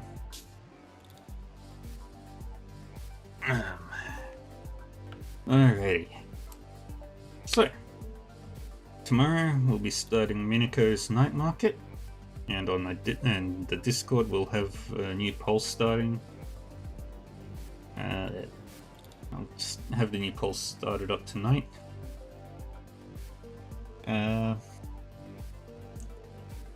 Okay. What else? Yeah, Shadowrun was fun. Interesting. Not particularly difficult.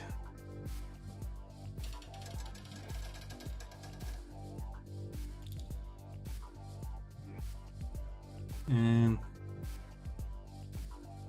I'm excited to see what I'll be playing next. Oh, not next.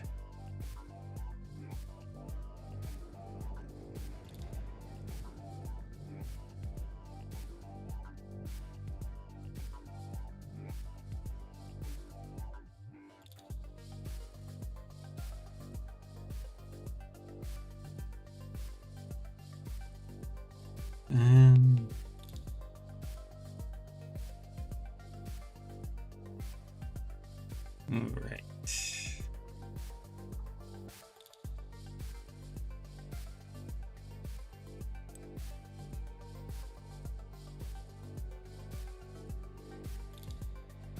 I'll fast forward through all the Kickstarter backers.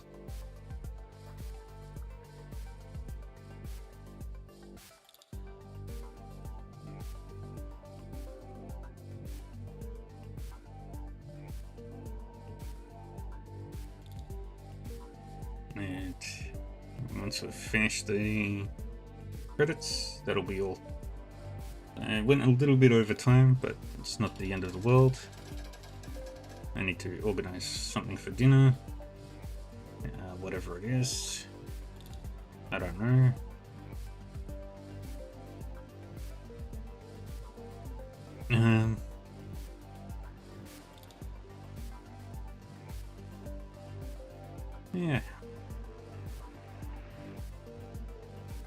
My character ended up being mostly robot.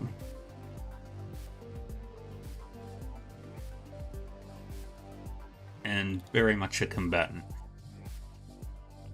No magic. No... a couple of charisma stuff. But, all done. So, next game... yeah, Minako's Night Market is next. And depending on how long that takes... it'll...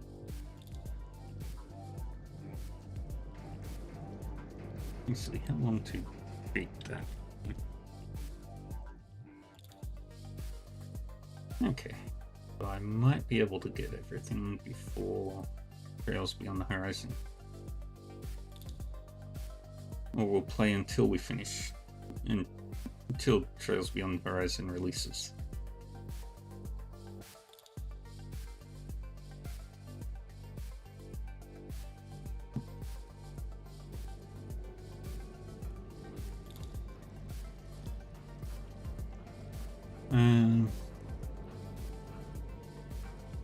Thanks, Axel.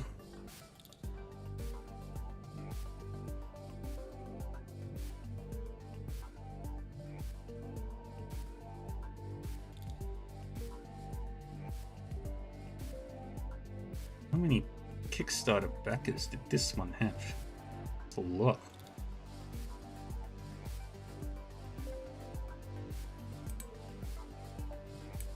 And there we go. Alrighty. Well, that's going to be all for today. Tomorrow is Minako's Night Market, and my new poll will be set up shortly after the stream on my Discord. And yeah, alright. You're welcome, everybody. I don't know how to do a flip.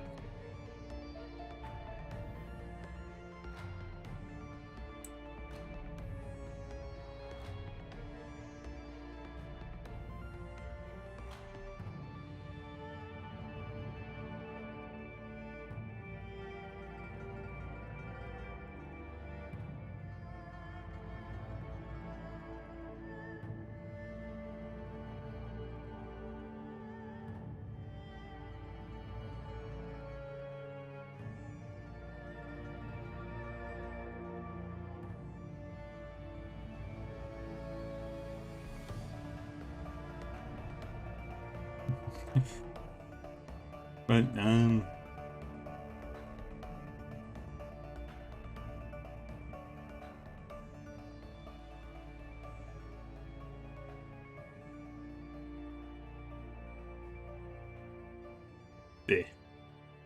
Whee. I did a flip.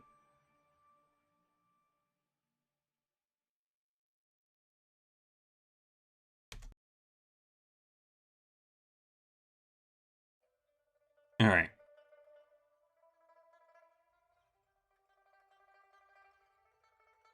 Let's go find somebody to raid.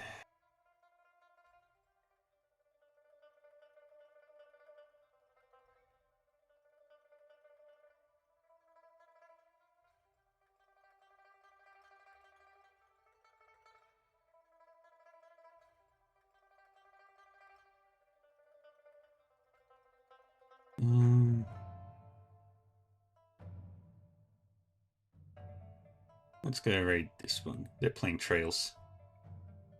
Alright. Take care of yourselves, everybody. Thank you all for joining me for Shadowrun Hong Kong. We'll be back later tonight with Wandering Sword. And yeah.